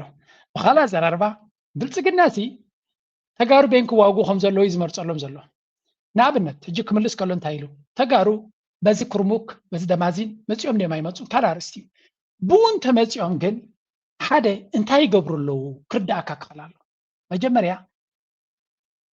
እቲ ሰራዊት ኣበይ ዘሎ ዝንቀፍ ዘሎ ኣብ ሱዳን ዝነበረ ኣርሚ ሰብዓ ዝበሃል ሰራዊት እዩ እዚ ኣርሚ ሰብዓ ምስ ሱዳን ይሰርሕ እንትሕሉ ኮይኑ እንታይ ክገብር ዘለዎ መጀመርያ ንትግራይ ሓራ ከተውፅእ ወይ እውን ምዕራብ ትግራይ ካልእ ክትገብር ተኮይንካ መጀመርያ ምስ ሱዳን ምስ ሰራዊት ሱዳን ንኣቢ ኣብቲ ዝለዓለ መንቀራቕሮ ክትእትዎ ክትክእል ኣለካ እዛ ኩናት እዚኣ ንተጋሩ ወይ እውን ንኤርትራ እቲ ዝዓበየ ዓወት እዩ ምክንያቱ እንታይ ክገብር እዩ ኣብይ ኣሕመድ ሕጂ ኣብይ ኣሕመድ ንትግራይ ኣብ ዓዳ ኣብ ንትግራይ ተዋጊዩ ሓመድ ክገብሮም ኣብኡ ዕንወት ክፍጽም ዝግብኦ ዝነበረ ተገዲዱ ናብ ደቡብ ሱዳን ክኸይድ ሕጂ this is what happens diversion tactics ነቲ ጸላኢኻ በይን ክዋጋእ ካለዎ እውን ክትእዝዞ ኣለካ እንተደይ ተዋጊእካ ድማ መጺኻ ኣብ ኩሊቱ ተኣቶ ማለት እዩ ኣበል ስዒት ኩሊቱ ኢልዋ ነይሩ ስለዚ ከም ትሪእዎ ዘለኹም እዛ ግንባር እዚኣ ንተጋሩ ተዋፅእ ንኤርትራ ተዋፅእ ንሱዳን ተዋፅእ ንሱዳን ድማ መንግስቲ ሱዳን ዳዕመ ሰሪዕ ብፍጹም ክረኽቦ ዘይደሊ ቦታ እንተሎ እንታይ እዩ በዚ ቦታ እዚ እዩ ስለምንታይ ምስ ኢትዮጵያ ዘለዎ ርክብ ክበት ከለዎ ምክንያቱ ኣብ ኢትዮጵያ ዘሎ መንግስቲ ኣብይ ኣሕመድ ምስ ኢማራት ዝውረ መንግስቲ እዩ ብዙ ህዝቢ ዘለዎ እዩ ሽግርን ጥሜትን ተኽነትን ኣሎ ስለዚ ብገንዘብ ካብ ብዙሕ ክትገብረሉ ትኽእል ኢኻ ስለዚ እዛ ግንባር እዚኣ እዛ ቦታ እዚኣ ግብፂ ኣመና ዝደልይዋ እያ ሰራዊት ሱዳን ኣብዚ ሓያል ክኾን ኣሎ ኤርትራ ትደልያ እያ ሱዳን ትደልያ እያ ትግራይ ትደልያ እያ ስለዚ እቲ ዘሎ ኢንተርዲፐንደንሲ ክትበትኮ ክትክእል ኣለካ ንኣብነት ንኤርትራ እንታይ ረብሓ ኣለዎ ኣብዚ እንድሕር ኢልካ ኤርትራ ኣብዚ ጉዳይ እዚ የላን ክትብል ትኽእል ኢኻ ግን እዚ ፅምዶ እዚ ኣገዳሲ እዩ ንምንታይ ንኤርትራ ዳዕመ ሰሪዕ ዝበሃል ብፍጹም ምስ ኢትዮጵያ ርክብ ክህልዎ የብሉ ብካልእ ተዘዋዊሩ ብደቡብ ሱዳን ገይሩ ከም ድሌቱ ግን ናብ ሱዳን ገፁ ክገብሮ ዝኽእል በዚ ግንባር እዚ ፈፂሙ ክፍቀደሉ የብሉ ምክንያቱ ተወሳኺ ግንባራት ክረክብ ክኽእል የብሉ ናብ ምዕራብ ሱዳን ጥራይ ከተፀጉ ኣለካ ናብቲ ዳርፎር ድዩ ናብ ኮርዶፋን ገለ ጌርካ እምበር ናብዚ ምብራቕ ገፁ ፍጹም ክመፅእ የብሉን ዝብሉ ኩሎም ሓይልታት ከምኡ እዮም ዝብሉ ንተጋሩ ከዓ ዝገደደ ኣብይ ኣሕመድ ንሰሜን ገፁ ክገብሮ ዝደሊ ዝነበረ ዕንደራ እንታይ ገብርዎ እዮም እጂ ናብ ምዕራብ ገፁ ከኣስርዎ እዮም ልዕሊ ኩሉ ግን ኣብይ ኣሕመድ ነዚ ሸለልተ ኢልዎ ሰራዊት ሱዳን ይሰርሑ ስለ ዘሎ ሰራዊት ሱዳን ድሮናት ኣለዎ ታንክታት ኣለዎ ብፍላይ ድማ ኣብዚ ሕጂ ሞደርን ወርፌር ዓብ ተመክሮ ገይሩሎ ሰራዊት ሱዳን ስለዚ ህወሓት ድሮን ተደልዩ ካብ ኤርትራ ይኮነን ክረኽቦ ካብ ሱዳን ይክረኽቦ ሱዳን ብዙሕ ድሮናት እዩ ዘለዎ ኣብይ ኣሕመድ ድማ እንድሕሪ ፈንጠርጠር ክብል ደልዩ ዶብ ሰጊሮም ድሮን ክሰድዱ ይደልዩን እዮም መንዳ ብፋኖ ገይሮም እዮም ክሰድዱ እዚኣ ፍልጥ እያ ብፋኖ ገይሮም ድዮም ብሸነ ገይሮም ድዮም ብህወሓት ጌርካ ኸነ ኣብ ተብኪዮ ይዶን ሃፍቱ ቦርደ ዶብ ሰጊርካ ኤርትራ ናብ ድሮን እንተለዋ ካብ ኤርትራ ተኩሰና ኣብ ክትሃርሞ ፈፂንካ ሕሰብኒ ወላ ዕላማ እንተሎ እዮም ክገብሩ ሽሕ ዓይነት በብዓይነቶምን በብሕብሮምን በብማልዮኦምን ወታደራት ኣለውካ ዕጡቃት ሓይልታት ኣለዉ ስለዚ ብቶም ዕጡቃት ሓይልታት ጌርካ ድሌትካ ብቶም ዕጡቃት ሓይልታት ንባዕሎም ይልምኑካ ኣለዉ በጃኻ ሓግዘና ብሉካ ኣለዉ ዊ ኒድ ሄልፕ ምክንያቱ ንሳቶም ኣብይ ኣሕመድ ሓደጋ ኮይንዎም ዘሎ እዩ ስለዚ እቲ ሱዳን ክፃወተ ትኽእል ሓደገኛ ጌም ሕጂ ኩሉ ሰብ እዩ ዝርድኦ ዘሎ ሱዳን ከዓ ኢትዮጵያ ከም ሃገር ወራሪት ሃገር እያ ኢሎም እዮም ንዳዕመ ሰሪዕ ዕጢኻ ብረት ሂባ ሰራዊት ኣሰልጢና ናባይ ትሰድድ ዘላ ካብ ውሽጢ መሬታ ድማ ድሮናት ትሰደለይ ዘላ ሃገር ኢሎም ሰለስተ ግዜ ድሮናት ዘብደቑወን ካብ ኢትዮጵያ ከም ዝተበገሳ መረጋገፂ ኣለና ኢሎም እዮም ኣብ ዩኤን ጠሪዖም እዮም ኣብ ኣይሲሲ ጠሪዖም እዮም ስለዚ እዚ ጉዳይ እዚ ክሳብ ክንደይ ዝተሓላለኸ ከም ዝኾነን ብልፅግና ድማ ነዛ ጉዳይ ናይ ሱዳን ተደጋጋሚ ዝጠቕሳ ዘሎ ካብዚ ዝብገስ እዩ ስለዚ ኣብዚ እንታይ ኢሎም ኣለዉ ናይ ፅምዶ ዓወት ኢሎም ይገልፅዎ ኣለዉ እቶም ነቲ ኩነታት ዝከታተሉ ዘሎ ፎር ኤግዛምፕል እንታይ ይብላ ኣሎ እዚ Eritrean involvement Eritrean mechanized units and artillery are actively deployed on this front directly assisting the Sudanese military push ሓሶት እንድዩ እዚ ወይ እውን ፕሮፓጋንዳ እንድዩ ግን እንተጋጠመ ዘገርም ኣይኮነን ኣነ ኩሉ ግዜ ክነግረኩም ዘሊ ሰራዊት ናይ ሱዳን ኣብ ዓወት ተመዝጊቡ I'm sorry ህዝቢ ኤርትራ ኣብ ኩናት ክኣቱ ወይ መንእሰይ ኤርትራ ወይ ሰራዊት ኤርትራ ኣብ ኩናት ክኣቱ ይደልን እየ ግን በዓል ሰራዊት ሱዳን ካብ ቦር ሱዳን ተበጊሱ ንካርቱም ዘእተወ አልቡርሃን ሓፊሉ ሽኩረን ያ ኤርትራ 10 ግዜ ንመንግስቲ ኤርትራን ህዝቢ ኤርትራን ዘመስገኑ ካብ ዜሮ ተበጊሶም ኣይኮኑ ኤርትራ እንታይ ዓይነት ምጥጥታው ክህልዋ ክእል ብስውር ኣብዚ ጉዳይ ብፍላይ ነዚ ደባዚን ዝበሃል ካብ ታሪክ ዝፈልጥዎ ሰም እዮም በዓል ጀነራል ፊሊጶስ ኮፍ ኢሎም ኣለዉ ሰራዊት ናይ ሱዳን ታንክታትን ገለን ዓጢቑ ኣብኡ 20 ዓመት ዘይገበሮ ምፅ ኢሎም ሻዕብያ እንታይ ኢሎሞም ክንደይ ወዘልኩም ነዚ ኢሎም እቶም መኮንናት ናይ ሱዳን ምስ ሓተትዎም ኤርትራ እንታይ ኢሎሞም ርኢ ምስ ኣበልዎሲ እዚ ዳ ክልተ መዓልቲ ኢሎሞም ንሱዳን 6 ወርሒ 10 ወርሒ ዋላ 2 ዓመት ክወዘሎም ዝኽእል ዝነበረ እዩ 2 መዓልቲ ወዘናም ዘለዎም እቶም መራሕቲ ናይ ሱዳን ተቆጢዖም ኢሎሞም እንታይ ንዕቀት እዚ እንታይ ዓይነት ትዕቢት እዚ ኢሎም ሻዕብያ ድማ ሪኦም ልዕሊኡ ክወዘልና ይክእልኒ ኢሎም እዮም ስለዚ ሻዕብያ ዝፈልጥዎ ቦታ እዚ ስለዚ እንታይ ዝብል ዘሎ ተንታኒ ኤርትራ ሜካናይዝድ ኣብዚ ቦታ እዚ ብሜካናይዝድ ያ ኢማራት ሰራዊት ሱዳን ነዚ ቦታ ተዓወተሉ ካልእ መንገዲ ካልእ ብልሓት እውን ነይርዎ ይብሉ ምክንያቱ ደዘርቲ ይኮነን ኣግራብ ዘለዎን እንጨይቲ ዘለዎን መካናይዝድ ሰራዊት ድማ ብጣዕሚ እያ ውፅኢታዊ ኣብዚ ቦታ እዚ ኢሎም ስለዚ መካናይዝድ ሰራዊት ናይ ሱዳን ምስ ታንክታቱ ክኣቱ ከሎ ቪድዮ ሪኦ ኣለኹ ነቲ መካናይዝድ ዝመርሖ ዝነበረ ወይ እውን ዝሕግዞ ዝነበረ ኤርትራ ምዃኑ እዮም ዝነግሩ ዘለዉ ዘገርም ኣይኮነን ኤርትራ ገይሮም ይብለኩም ኣለኹም ግን ኤርትራ ዘሰልጠንዎም ወይ ምስ ኤርትራ ርክብ ዘለዎ ኩናት ዘምፁ ዓወት ክኸውን ከም ዝኽእል ግን ኩሉ ግዜ ክጥንቀቕ እየ ዘላነ ግን ግምታት ናትኩም ንገሩኒ መብዛሕትኩም ነቲ ኩነታት ትፈልጦ ክንደይ ዓበይቲ ወታደራዊ መራሕትን ወታደራዊ ተመክሮ ዘለኩም ሰባት ኣለኹም ሰራዊት ናይ ሱዳን ኣውት ኦፍ ኖዌር መፅኡ ትማሊ ዳዕመ ሰርዕ ደፋፊኡ ካብ ክርሙክ ኣውፅዎ ነይሩ እንታይ ሓድሽ ሓይሊ ስለ ዝረኸበ ተመሊሱ ንዳዕመ ሰርዕ ፀራሪግዎ መፅኡ ዘሎ ሓድሽ ታንክ ዲ ረኺቡ ሓድሽ ድሮን ዲ ረኺቡ ሓድሽ ሰራዊት ዲ ረኺቡ ፕሮባብሊ ሓድሽ መራሒ እዮም ክረኽቡ ዝኽእሉ ሓድሽ መራሒ ክረኽቡ ይኽእሉ እዮም ሓድሽ ምኽሪ ሓድሽ ስትራቴጂ ተዋሂቦም ክኸውን ይኽእል ነዚ ነገር እዚ ክገብር ዝኽእል ትምክሕቲ ይኮነን እዚ ሻዕብያ ኢድ ክህልዎ ከም ዝኽእል ግምት ኣለና ናተይ ሓበሬታ ኩሉ ግዜ ክትፈልጥሎም ካብ ኤርትራ ቅንጣብ ሓበሬታ ዝመፀኒ የብለይ ፅባሕ ንጎ ከዓ ብውሽጦም ተሰዲዶምሎም ገለገለ ድብል ካብ ኤርትራ ዝመፀኒ ሓበሬታ ዝበሃል ኣይደልን እያ ኣክቹሊ ፕሮኣክቲቭሊ ኣነ ዘይደልዮ ስለምንታይ መንግስቲ ኤርትራ ብፍላይ ንኩናትን ወረ ኩናትን ምስጢራት ደገ ክወፅኡን ኣይደልን እያ እቶም ገለገለኹም ዝብሉ ባዕሎም ፈልጡ ካበይ ምፅዋ ይፈልጥን ኣነ ግን ካብ ኤርትራ ወላ እንተዝነግሩኑ ናይ ነገርኩኹም ናይ ኩናት ዝበሃል ዝኾነ ይኹም ምስጢር ሰብ ክነግረኒ ይደልን ካብቲ ፓብሊክ ዲስኮርስ ዘሎ ግን ግምታት ካብቲ ዝወፅእ ሓበሬታታት ግን ግምት ክንወስድ ንኽእል ኢና ዓያሺ ይኮና ኤርትራውያን ስለ ዝኾና ስለዚ ኣብዚ ዝብልዎ ዞ ታርጌት ኢን ደ ገርድ ካልኣይ ድማ እንታይ ይብልሎ ምስጢር ናይ ኤርትራ ይውፃእ እዚ ካብ መንግስቲ ኤርትራ ዝወፅእ ሓበሬታ ኣይኮነን ኤርትራ ኣትያ ትዕወት ኣላትሎም ግርም ገበሩ እንታይ ድዮም ክገብሩና ዝውዕሉ ዘሎ እቶም ብልፅግና ናይ ኤርትራ ነገር ኣይትዛረቡ ንዛረብ ኩሉ ግዜ እሳቶም ጥራይ ድዮም ፕሮፓጋንዳ አንፃር ኤርትራ ክዛረቡ ብየማንም ፀጋምን ብትን ብልኽብጥና ህዝቢ ኤርትራ ፀሊሎሞ ዘለዎ ሓደ ግዜ ኣብዚ ትክክለኛ ሚእቲ ካብ ሚእቲ ዘይተረጋገፆ እንዴት ትዛረቡ ኖ ሚእቲ ካብ ሚእቲ ዝረጋገፅ ነገር የለን ምስጢራዊ ኩናት እዚ ስለዚ ግምታት ናትና ግን ኤርትራ ኤቭሪ ስትራቴጂካዊ ኣገዳስነት ኣለዎ እዚ ኩነታት እዚ እዚ ጉዳይ እዚ ንኤርትራ የገድሳይ ብልፅግና ናብ ኤርትራ ክገብሮ ዝደሊ ኩሉ ነገር ጋህዲ እዩ ጋህዲ ነገር እዩ ኩናት ገብር ከም ዝደልን ኤርትራ ከባድማ ከም ዝደልን ስርዓት ክቕይር 2 ኣርቲክል ኣውፅኦም ኣለዉ ክነግረኩም እየ ኤቭሪቲንግ ንሳቶም ዛረበዎ ዘሎ ዕንወት ናይ ኤርትራ እዩ ስለዚ ኤርትራ ምክንያት ኣለዋ ኣብዚ ክትንቀሳቀስ እንተገይራቶ ኣላ ማለት እዩ ታርጌቲንግ ደ ገርድ ግብፂ እውን ኣብዚ ዓብ ዕላማ ኣለዎ ኣብዚ ጉዳይ እዚ እዚኣ ክትፈልጡ ኣለኩም ታርጌቲንግ ደ ገርድ ዲስ ኦፖዚሽን ግሩፕ ሰፖርትድ ሱዳን ኢን ሆፕስ ኦፍ ጌይኒንግ staging ground to launch a massive push into Ethiopia's Benishangul Gumuz region. ስለዚ ግብፂ ዕላማ ክልዎ ምኽእል ኤርትራ ትግራይ ሱዳን ኩላቶም ዕላማ ክልዎ ምኽእል ኣብዚ ቦታ እዚ ንምምፃእ implications and next moves below to Addis Ababa and Abu Dhabi. The collapse of RSF SPLM forces in Kurmuk is framed as a major strategic failure for Ethiopian Prime Minister Abiy Ahmed Ali and Abiy and UAE. እዛ ናይ ኩርሙክ ግንባር ምውዳቓ ንኣብይ ኣሕመድን ንኢማራትን ንዳዕመ ሰሪዕን ነቶም ኤስፒኤልኤም ዝበሃሉ ብምልኦም እቲ ዝዓበየ ስትራቴጂካዊ ውድቀት እዩ ኔክስት ፌዝ ዝቕፅል እንታይ እዩ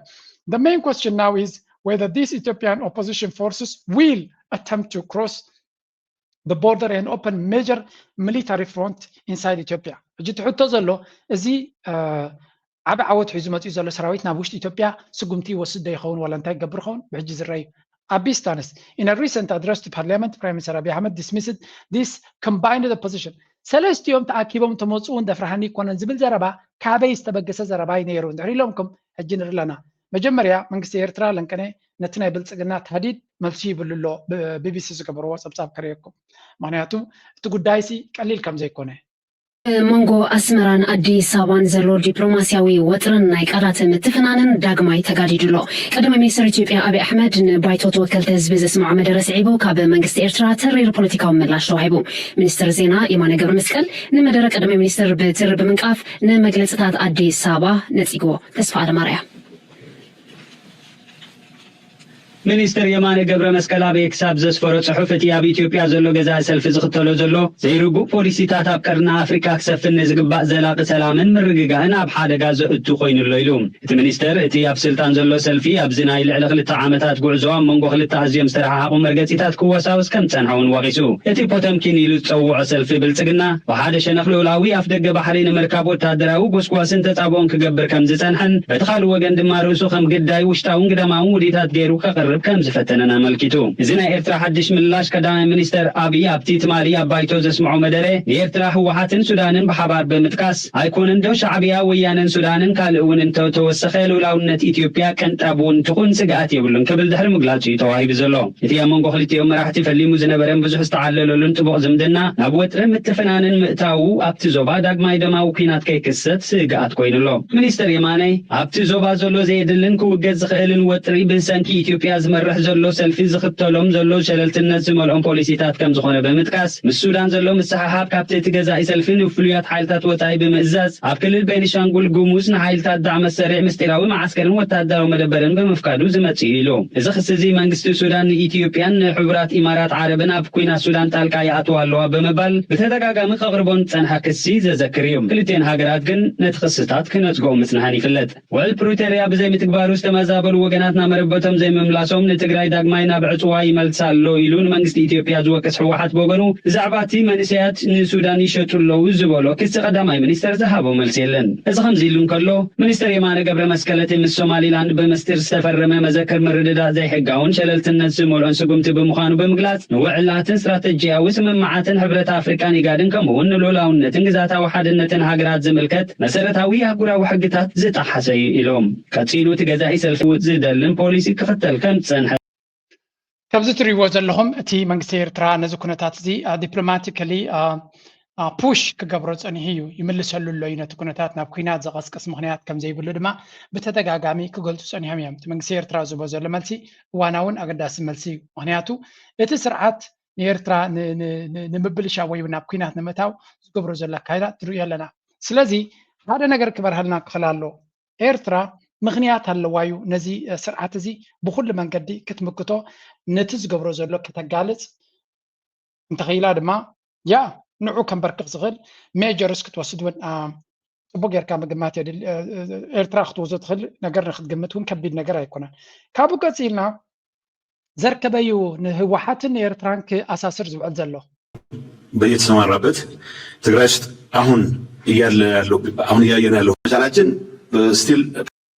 ከምዚ ትሪእዎ ዘለኹም እዚ ብተደጋጋሚ ከም ዝብሎ ዘሎ ነቲ ህወሓት ንምድኻም ነቶም መራሕቲ ናይ ትግራይ ንምድኻም ዘይብሎን ዘይገብሮን የለን ፅዑቕ ዝኾነ ሰሚናራት ዋዕላታት ኢንተርቪዋት ከምኡ የለን ንሱ ጥራይ ግን ኣይኮነን ካልኦት ኩላቶም እዚኦም ከምሱ ዘለዉ ህዝብ ህልውና አደጋ ላይ የተጋረጠበት ወጣቶች ወደ ጎረቤት ሀገር የሚሸጡበት ወደ ውክልና ጦርነት የሚሰማሩበት ሁኔታ ነው ያለው በጣም አሳዛኝ ሁኔታ ነው ያለው የመገናኛ ብዙሃን እዚህ ላይ መስራት ያለበት ስለ ሰላም መሆን አለባቸው አርቲስቱ ምሁሩ በተለያየ ዘርፍ ያለ ትግራዊ በአሁኑ ሰዓት ይህ አካሄድ ትክክል አይደለም እያላቸው ነው በሺ የሚቆጠር ወጣት በየቀኑ ከም ትሪእዎ ዘለኹም ኩላታ ምስ ብልፅግና ዘላ ካብ ኣኼባ ናብ ኣኼባ ካብ ዋዕላ ናብ ዋዕላ ካብ ሚድያ ናብ ሚድያ ብኩሉ ኮኦርዲኔት ዝኾነ መጥቃዕቲ ኣንጻር ህወሓትን ነቲ ኣብ ትግራይ ዘሎ መኸተ ንምርማስን ዝግበር ዘሎ እዩ ሓደ ነገር ድማ ይበርሃልካ ብልፅግና ኣብ ናይ መወዳእታ ደረጃ ናይ ነቲ ዘለዎ ኣብ ልዕሊኡ ክመፅኦ ዝኽእል ፈተናታት ተረዲዩ ንዑ ንምፍሻል ኩሉ ዝካለዩ ዝገብር ዘሎ ትፀገም እቶም ክሕግዝዎ ኢሎም ዝፍትኑ ዘለዉ ተቐባልነት ዘለዎም ሰባት ኣይኮኑን ባንዳታት እዮም ዝበሃሉ ዘሎ ምክንያቱ ንጉዳይ ትግራይ ኣብ ትግራይ ኮይንኩም ዘይትቃወምዎ ዝብሎም ስለ ዝኾኑ ነቲ ህዝቢ ድማ ክውክሉ ዝኽእሉ ይኮኑን ብንፃሩ እቲ ኩሉ ፀገም ናብ ትግራይ ዝመፁ ዘሎ ካብ 4 ኪሎን ካብ ኣዲስ ኣበባ ዝብገስ ዳ እምበር ካብ ተጋሩ ጥራይ ዝብገስ ወይ እውን ኣብቲ መቐለ ኮይኖም ህወሓት ዶ መራሕቲ ጀነራላት ዶ ዝገብርዎ ነገር የለን ንሳቶም ኢንፋክት እዚ ትብሎ ዘለካ ኩሉ ቅቡል ኣይኮነን ንሕና ድማ ኣይንቕበሎን እዮም ዝብልዎ ዘሎ መግለፂ ድሕሪ መግለፂ እናውፁ እዚ ዝበሃል ዘሎ እዚ ኣይንቕበሎን ኢና ክኸውን ዝኽእል ኣይኮነን ይብሉ ኣለዉ ፎር ኤግዛምፕል ኢፍ ዩ ሲ ሂር ኣብዚ ኣብነት TPLF rejects ናይ ኣብይ ኣሕመድ claim of alliance with Eritrea Sudan ስለዚ ህወሓት ምስ ሻዕብያ ምስ ሱዳን ኮይኑ ክመፀና ዝበሎ ነፂግና ኣለና ስለዚ እንታይ ይብሉ ኣለዉ ዝብሎ ዘሎ remarks to parliament on Tuesday in which he alleged Sudan, TPLF and Eritrea were working to work together against Ethiopia, drawing a parallel with the alliance that contributed to the overthrow of the Derg regime in 1991, while claiming that the alleged alliance posed no threat to Ethiopia's sovereignty. Abiy also suggested that unnamed external actors were backing it. ስለዚህ ከም ዝብሎ ዘሎ ኩሉ እዚ ኣብ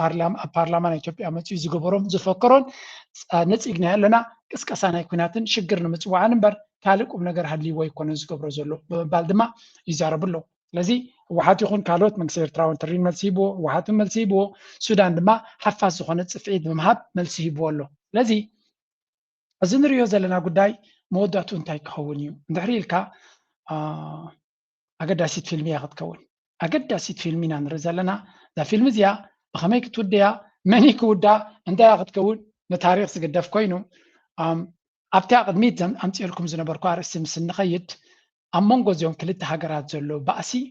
ኣብ መንጎ ኢማራትን ስዑድያን ዘሎ ባእሲ ሓደ ካብቲ ነዚ ጉዳይ እዚ እውን ዓብ ታራክስ ኣዋዝ ዝኽእል ምዃኑ ዝንገር ዘሎ እዩ ኣብ ልዕሊ እዚኦም ድማ ናይ ቱርክን ናይ ስዑድያን ናይ ቱርክን ናይ እስራኤልን ባእሲ ወስኸሉ ናይ ቱርክን ናይ እስራኤልን ባእሲ ምትፍናን ናቶም ጥርዚ ይበፅሕ ዘሎ ኣሜሪካ ድማ ሓውሲ ምስ ቱርኪ ዶናልድ ትራምፕ ምስቲ ኣብ ቱርኪ ኣለንቀነ ወሽለኽለኽ ክብል ተራእዩ ኣሎ ስለዚ ንቱርኪ ኣብ ጎኒ ክለና ገዳ ክነልዕለልኪና ገለታት ክብላ ተራእዩ ኣሎ ስለዚ እስራኤል ምስ ቱርኪ ሙሉእ ብምሉእ ምስ መንግስትን ሰራዊት ሱዳንን እያ ዘላ ስለዚ እስራኤል ድማ ምስ ኢማራት ምዃኑ ዘጠራጥር ነገር የብሉ ስዑድያ ምስ ኢማራት ዝገብርዎ ዘሎ በብናቶም መንገዲ የድብለኩም ኣሎ ስዑድያን ኢማራትን ኣከቢድ ዝኾነ ክርፍስ ኣትዮም ከም ዘለው ዘከራኽራ ኣይኮነን ስለዚ እንታይ ኢና ንርኢ ዘለና እዚ ጉዳይ እዚ ናብ ተፈላለየ ሓደጋ ክኸይድ ዝኽእል ምዃኑን ሰለስተ ሓይልታት ኢና ንርኢ ዘለና ኣብዚ ልዕልዩ እውን እዮም ኢትዮጵያን ግብፅን ናቶም ኣጀንዳ ኣለዎ ኣብን ግብፅን ናቶም ኣጀንዳ ኣለዎ ኣብ ኢትዮጵያ ዝግበር ዘሎ ይኹን ኣብ ሱዳን ዝግበር ዘሎ ኢማራትን ስዑድያን ናቶም ኣጀንዳ ኣለዎ ቱርክን እስራኤልን ናቶም ኣጀንዳ ኣለዎ ናው ኩሉ እዚ ኣብ ሱዳን ኣብ ኢትዮጵያ ኣብ ቀርኒ ኣፍሪካ ተርኪዩን ካን ተሪኻዮ ዳርጋ ኣብ ኩሉ እቲ ዘሎ ተፃቦታት ተገራጫዊ ኣብ ጉዳይ ናይ ሶማልያ ተሪኻ ኣብ ጉዳይ ናይ ኢትዮጵያ ተሪኻ ኣብ ጉዳይ ናይ ሱዳን ተሪኻ ኩላቶም ዞም ቫርያብልስ እዚኣቶም ክፃወቱ ዝኽእሉ እዮም ኢማራት ዝበሃል ካብዚ ሕጂ ዘለዎ ሽግር ወፂኡ ከም ድሌቱ ንኸይዋሳእ ስዑድያ እንታይ ክትገብረ ትኽእል ኢለኩም ነይረ መፂኣ ኣብቲ ቦታ ኣብ ሱዳን ንሱዳን ገንዘብ ብምሃብ ብምዕጣቕ ጥራይ ዘይኮነሲ ንኢማራት ዝበሃል ቁጠባ ናቱ ንኸይረጋጋእ እቲ ዝዓበየ ስምብራት ናይ ቁጠባ ክትገብረሉ ትኽእል ሃገር ተላ ስዑድያ እያ ሓንቲ ጥይት ከይተኮሰት ነቲ ቁጠባ ናይ ኢማራት ኣብ ሓደጋ ከተወርዶ ትኽእል እያ ንኣብነት ስዑድያ ንግስነት እዩ መዓት ሃብታማት እዩ ዘለዎ ተዓዲ መዓት ኢንቨስትመንት እዩ ዘለዎ ኣብ ዱባይ ኣብ ኢማራት ድሕሪ ሕጂ ዝኾነ ነገር ምስ ኢማራት ንግዲ ከይትገብሩ እንድሕሪ ኢሎም መን እዚ ጉዳይ ክትፈልጡ ኣለኩም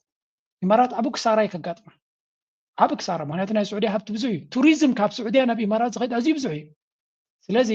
እዚ ባእሲ ናይዞም ክልቲኦም ንኢማራት እቲ ቁጠባ ናይ ቀረም እዚ ኩናት ተፈቲሑ ኣብቲ ናይ ቀረም ኩነታት ምስ ተመለሰ ነዚ ኩናት ናይ ሱዳን መሊሱ ክቕፅሎ መደብ ከም ዘለዎ ኢና ንርኢ ዘለና በት ስዑድያ ኣብኡ ክስኣትዎ ዝኽእሉ ካርድ ኣለዎ ቱርኪ ከምኡ ነቲ ሰራዊት ናይ ሱዳን ኣልቡርሃን ተደጋጋሚ ንቱርኪ ዝኸይድ ዘሎ ቱርኪ ድማ ሕጂ ምስ ኣሜሪካ ዘለዎ ዝምድና እውን ገለ ተጠቒሙ ገለ ዲፕሎማስያዊ ካቨር ክበ ይኽእል ዶ ኣይክእልን ብርግፅ ኣፅዋር ክሸጠሉ ይኽእል እዩ ጅዳ ገዳ ወሪድዎም ስለ ዘሎ እምበር ኩሉ እዚ ንሪኦ ዘለና ተደማማር ነገር እዩ ናይ ኣቢ ድማ ኣቢ ምስ ግብፂ ዘሎ ምትልላቕ ኣቢ ምስ ኤርትራ ዘሎ ምትልላቕ ኣቢ ምስ ህወሓት ዘለዎ ምትልላቕ ምስ ፋኖ ዘሎ ምትልላቕ ነዚ ኩሉ ደሚርካ እንተሪኢኻዮ እቲ ዘሎ ኣካይዳ እዞም ኮራኹር ናይ ብልፅግና ኮይኖም ዘሎ ኣብ ትግራይ ኮይኖም ዘርከብዎ ክዛረብዎ ዝውዕሉ ዘለዉ ከምፅዎ ዝኽእሉ ነገር ብዙሕ ክህሉ ይክእልን እዩ ስለዚ ትሪእዎ ዘለኹም ንህወሓት ምፅያን ሻዕብያ እዩ ድማ ዝራኸብ ዘሎ ናበልካ 10 ግዜ ዘርከበ ንሻዕብያ እናመሳሰልካ ምፅራፍ ቀፃል ንሪኦ ዘለና እዩ ጥያቄ ደግሞ የሀገር ሉዓላዊነት እየተዳፈሩ ነው። ጠቅላላ የኢትዮጵያ የሱዳንም ጭምር እየተዳፈሩ ከሁሉ የከፋው አሁን በርካታ የትግራይ ልጆች በጉልበት ታፍሰው ሱዳን ላለው ጦርነት ተሽጠዋል። ደማዚን ሄደህ ውጊያ የምትከፍተው ምን ልትሰራ ነው? ሸረሪና ብትዋጋ ሽመራው ትግራይ ልመለስ ብለህ ነው። ደማዚን ሄደህ ኩርሙክ ሄደህ ውጊያ የትግራይ ወጣቶችን ማስፈጀት ለምን ዓላማ ነው? ሰው ይሸጡ ነው። እነዚህ ሰዎች ነገ ከነገ ወዲያ አይ ስሪላንካ መልካም ገበያ ተገኝቷል ከተባለ ሰው ከመላክ ወደኋላ የሚመለሱ አይደለም። የእነሱን የቡድን ህልውና እስካስቀጠለ ድረስ የትግራይ ህዝብ በቀን ቆረደ ሕጂ ከም ትሪእዎ ዘለኹም ኣዜፍ ንሳክት ናይ ሓፂር ረብሓ ንቁሩብ ትለይ ገንዘብ ኢሎም ሰራዊት ናቶም ናብ ደባዚን ናብ ገለመለ ዝሸጥሉ ምክንያት እንታይ ኢልዎ እጂ ከምዚ ኢሉ ክዛረብ ከሎ ንብዙሕ ሰብ ከደናግር ክእል እዩ ነዛ ካርታ ከሪአኩም ከለኹ ተደጋጋሚ ዘሪአኩም ዘለኹ ግን ዲስ ኢዝ ቼስ እዩ ናይ ኩናት ስትራቴጂካዊ ምንቅስቃስ ኢና ንርኢ ዘለና እዚ ነቲ ፀላኢኻ ኣባኻ መፂኡ ካብ ዝዋጋ ኣብቲ ዘሕመመ ቦታ መፂኻ ትዋግኦ ንተጋሩ I'm not sure if they have done anything ኤርትራ ኣብዚ ጉዳይ እዚ ኣለዉ ድዮም የለውን ርግፀኛ ኣይኮንኩን but if they do እንተለዉ ኣብ ስትራቴጂካዊ ምንቅስቃስ እዚ ሓንቲ ናይ መወዳእታ ነዛ ርእሲ እዚኣ መዛዘሚ ግን እንታይ ክብለኩም እየ ኣብይ ኣሕመድ ከምቲ ንደርጊ ከውድቑ ከለዉ ዝተሓባበርዎ ዝበላ ልክዕ ካብዛ ናይ ኩርሙክ ትመፅእ ዘላ ዘረባ እያ ምክንያቱ እቲ ናይ ደባዚን ዝነበረ ሽዑ ውግእ እውን ኣብቲ ግዜ ናፅነት ሱዳንን ኤርትራን ተሓባቢሮም ዝገበርዎ ስለ ዝነበረ እዩ this is why ኣብይ ኣሕመድ ነታ ዘረባ ከደጋግማ ዝፈተነ እዚኣቶም ካብ ዝዛረብዎ ዘሎ ታሪክ እዩ ዝድገም ዘሎ ካልኣይ ድማ ምሳከት ኣሳስረልኩም እዚ ባሻይ እንታይ ኢሉ ነይሩ ዝክርዎ ዶ እዚ ሰብ እዚ እንታይ ኢሉ ነይሩ ታሪክና ኢትዮጵያ ካብ 1950ታት ወይ 60ታት ጀሚርና ተሪና ኢልዎም ለንቀነ ሙዳቅ ናይ ስርዓትና ኢትዮጵያ ሃይለ ስላሴ ደርግ ኢህአደግ ኩሉ ግዜ ምስ ሕቶና ኤርትራ ዝተሓሓዝ ኢልዎ ክብሎም ዘይደለየ እንታይ ነይሩ ኢትዮጵያ መንግስቲ ክቅየር ተኮይኑ ኤርትራ ተቀይሮ ኢሉ ሳይታ ዘረባ ነዚያ ኩነታት እዚኣ ቅድሜና ፈልጥዎ ስለያ ስለዘሎ ፈሊጦም ነይሮም ይፈልጥዎ እዮም ግን ክቅይርዎ ይክእሉን እዮም ስለዚ ሕጂ እውን እንተኾነ አብይ አሕመድ ክትሃድም እንተኮይንካ ከም መንግስቱ ሃይለማርያም ሻዕቢያ ይከድመካ እታ ዘረባ ሕፅር ብዝበለ ከምኡ ክትብል ግን ዓቢ ደሞስካ ስለዘገድሰካ እቲ ሆቴሉን እቲ መግቡን ከብዱን ስለዘገድሶ ክብሎ ይክእልኒ ይግምጡ አሉ ንኤርትራ ክሽምጥጥ ኣለዎ ክፀርፍ ኣለዎ ገለ ፀርፊ ዝቕይሮ ነገር የብሉን ሰራሕታ ናይቲ ኩናት ግን ሻዕቢያ ብተግባር ይዛረብ ክበሃል ከሎ ብተግባር የርእዮም ኣሎ ብዘይ ቃል ዓለም እቲ ኩነታት እቲ ንሻዕቢያ ክሳዕ ክንዲዝ እዩ ዘብሎም ዘሎ እንታይ ስለ ዝገብሮም ኢና ንብል ኣበይ ስለ ዝውዕሎም ሻዕቢያ ንብል ንሕና ስለዘይንፈልጥ ብዘይ ምክንያት ኣይኮኑን እዩ ክብሉ ዝውዕሉ ዘሎ there is a reason for it ድሮ ድማ እቲ ኩነታት ካብ መዓልትና መዓልቲ ይበርሃልና ኣሎ እቲ ኣሰላልፋ ድማ ዳርጋ ቀፃሊ ዝቕየር ዘሎ ፋኖ ከንታይ ይብሉ ብዚ ጉዳይ እዚ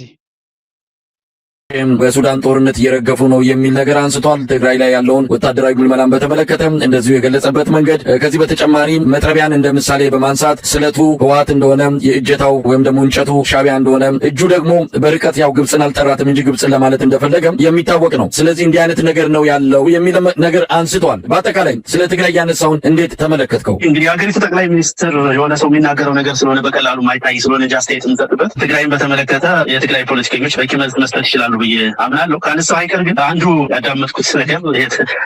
የፕሪቶሪያ ስምምነትን ያስቆረፋቸው ኃይሎች ትግራይ መውደም አለባት ብለው የሚያምኑ ናቸው በሚል የተነሳ ነገር ሰምቻለሁ። በሌላ በኩል ትግራይ ወጣት በሱዳን እንዲሆነ ነው በሚል በአጠቃላይ ለትግራይ ተቆርቋሪ በመምሰል እንታይ ዝብል ዘሎ ኣስረሲ ዝበሃል እዚ ገለ ካብቶም መራሕነት ናይ ፋኖ እዩ በጣም በልሕ እዩ ነቲ ፖለቲካ ፅቡቅ ገይሩ ዝርድኦ እዩ ፀወታ ናይ ንዘረባ ኣቢ ክንምልስ እኳ ተሰልቹ ግን መራሒ ናይ ሃገር ስለዝኾነ ግድን ክንምልስ ኣለና ኢሉ እቲ ሻዕቢያ ምስ ህወሓት ከምኡ ድማ ሳልሳይ ሓይሊ ኮይኖም ዝገብርዎ ዘለዉ እናበለ ዝተዛረቦ እንታይ ምልክት እዩ ዝህብ ንዝብል ብዓብዩ እንታይ ዝብሎ ኣብዚ ኣበርቲ ዓቢሉ እንድዩ ዝሃርሞ ብዙሕ ነገር ክትብለሉ ትኽእል ኢኻ ምክንያቱ ናይዚ መራሒ እዚ ንክትዛረበሉ ቁሩብ ክብድ ዝበለ እዩ ዝብል ብፍላይ እቲ ድሕሪ ውዕል ፕሪቶሪያ ገለገለ ዝተባእሱን ዝሓረቁን ኣለዎ ኢሉ ሻዕቢያ ኣምሲሉ ክፀርብ ዝፈተኖ ነገር ክዛረብ ከሎ ተቐባልነት ዘለዎ ዘረባ ከም ዘይኮነ እዩ ዝዛረብ ብዛዕባ እቲ ናይ ፋስ ደወገሎ ድበሎ ድማ ከምኡ እውን ኣብይ ኣሕመድ ክዛረብ ከሎ እንታይ ኢሉ ነይሩ ምሩኻት ናይ ድሕሪ ውዕል ፕሪቶሪያ ነቶም ምሩኻት ናይ ህወሓት ዝነበሩ መሊስና ኣሎም ኢና እኮ መሊስናዮም ኢና እኮ ፈኒናዮም ኢና ኢሉ ክጀሃር ፈቲኑ ኢሉ ቁሩብ ስክሓፍርም ተገቦ ኩሎም ቶም ጀነራላቱን ኮነሬላቱን ምሩኻት እዮም ኢሉ ብዛዕባ ምሩኻት ክትዛረብ ከለካ ቅድም ነፍስኻ ክቁንጥበካ መተገበይ ኢልዎ ስለዚ ብሓፈሻ the commentator calls Abiy's concern for Tigrayan use hypocritical, accusing him of regime of actively conducting drone surveillance and mobilizing forces for a new conflict while waging war in Oromia and Amhara. ስለዚ እንታይ ዝብል ዘሎ ብዛዕባ እቲ ናይ ትግራይ ጉዳይ ዝዛረበ ዘሎ ድማ ቁሩብ እንተዝጥንቃቅ ወይ ቁሩብሲ ከስተውዕል ምተገቦ ኢልዎ ብድሮናትን ብካልን ገይሩ ነቲ ትግራይ ዝበሃል ዝኸቦ ዘለዎን ዘፈራርሆ ዘለዎን ኣፅቋራትን ሓይልን ዝእክብ ዘሎ ጎኑ ድማ ኣምሓራን ኦሮምኛን ዘቃፅል ዘሎ መንግስቲ ንሱ ክነሱሲ ሓንቲ ከምዘይገብር ዘሎ ኮይኑ ክዛረብ ከሎስ ቁሩብ ማሓፈረ እናበለ ይምልሰሉ ኣሎ ካልእ እውን እንታይ ብሎ flawed vision speaker argues that only through division and falls at ናይ ኣብይ ኣሕመድ ኣካይዳ ኩሉ ግዜ ብሽግር ጥራይ ብምምቕቃል ነቲ ህዝቢ ኣንፃር ሓድሕድና ተንሳእኻ እንተደይ ኮይኑ ዝኾነ ይኹን ዕላማ ዘለዎ ወይ እውን ውፅኢታዊ ስራሕ ክሰርሕ ኣይተረኣየን እዩ ዝብሎ ዘሎ ብሓፈሻ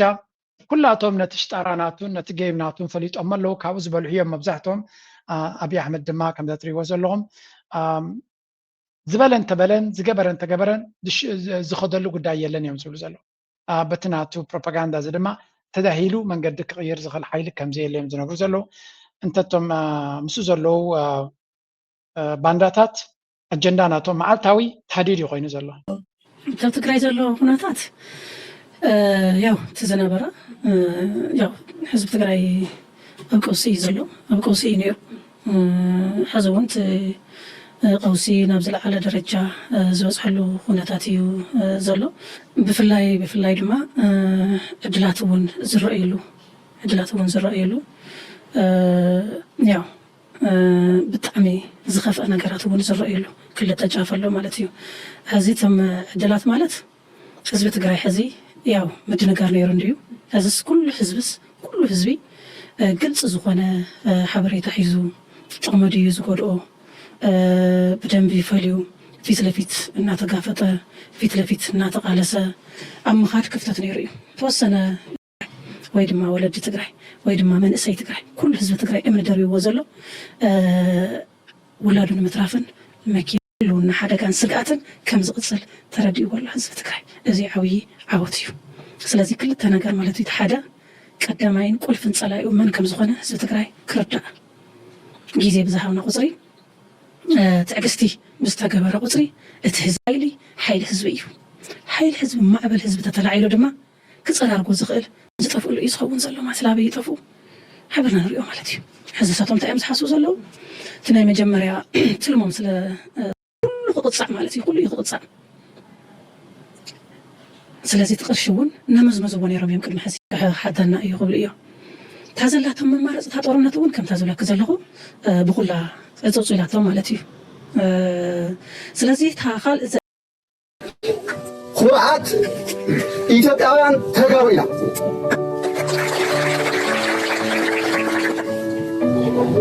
ናይ ሓማሴን ተጋሩ ኣይኮንናይ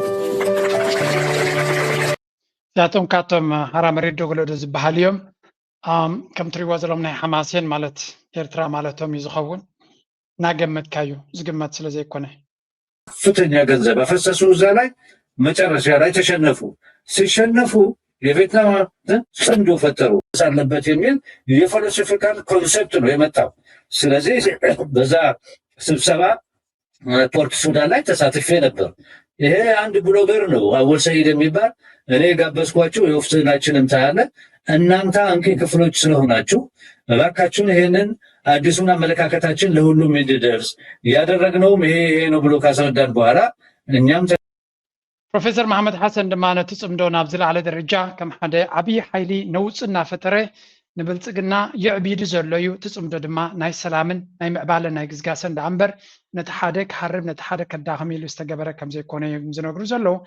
ብሓፈሻ እቲ ጉዳይ ናበይ ገፁ ይኸይድ ከም ዘሎ እቶም ናይ ብልፅግና በቃ ኩሉ ኣፍ ዘለዎ ወፅዩ ከኣገርግርን ነቲ ህወሓት ንኸፀልምን ነቲ ህዝቢ ድማ ኣንጻር ህወሓት ንምስላፍ ኩሉ ዝከኣሎም እዮም ዝገብሩ ዘለዎ ግን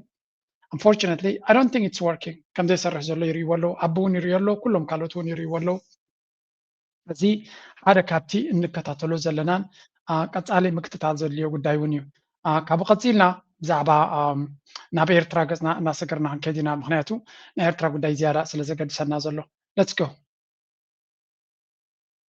ዝብልዎ እዚ ስፔሻል ራፖርተር ናይ ውድብ ሕብረት ሃገራት ሓንቲ ኣርቲክል እውን ፅሒፍካ ኣለካ ዋላ እውን ኣብኡ ክንምርኮስ ኢና እቲ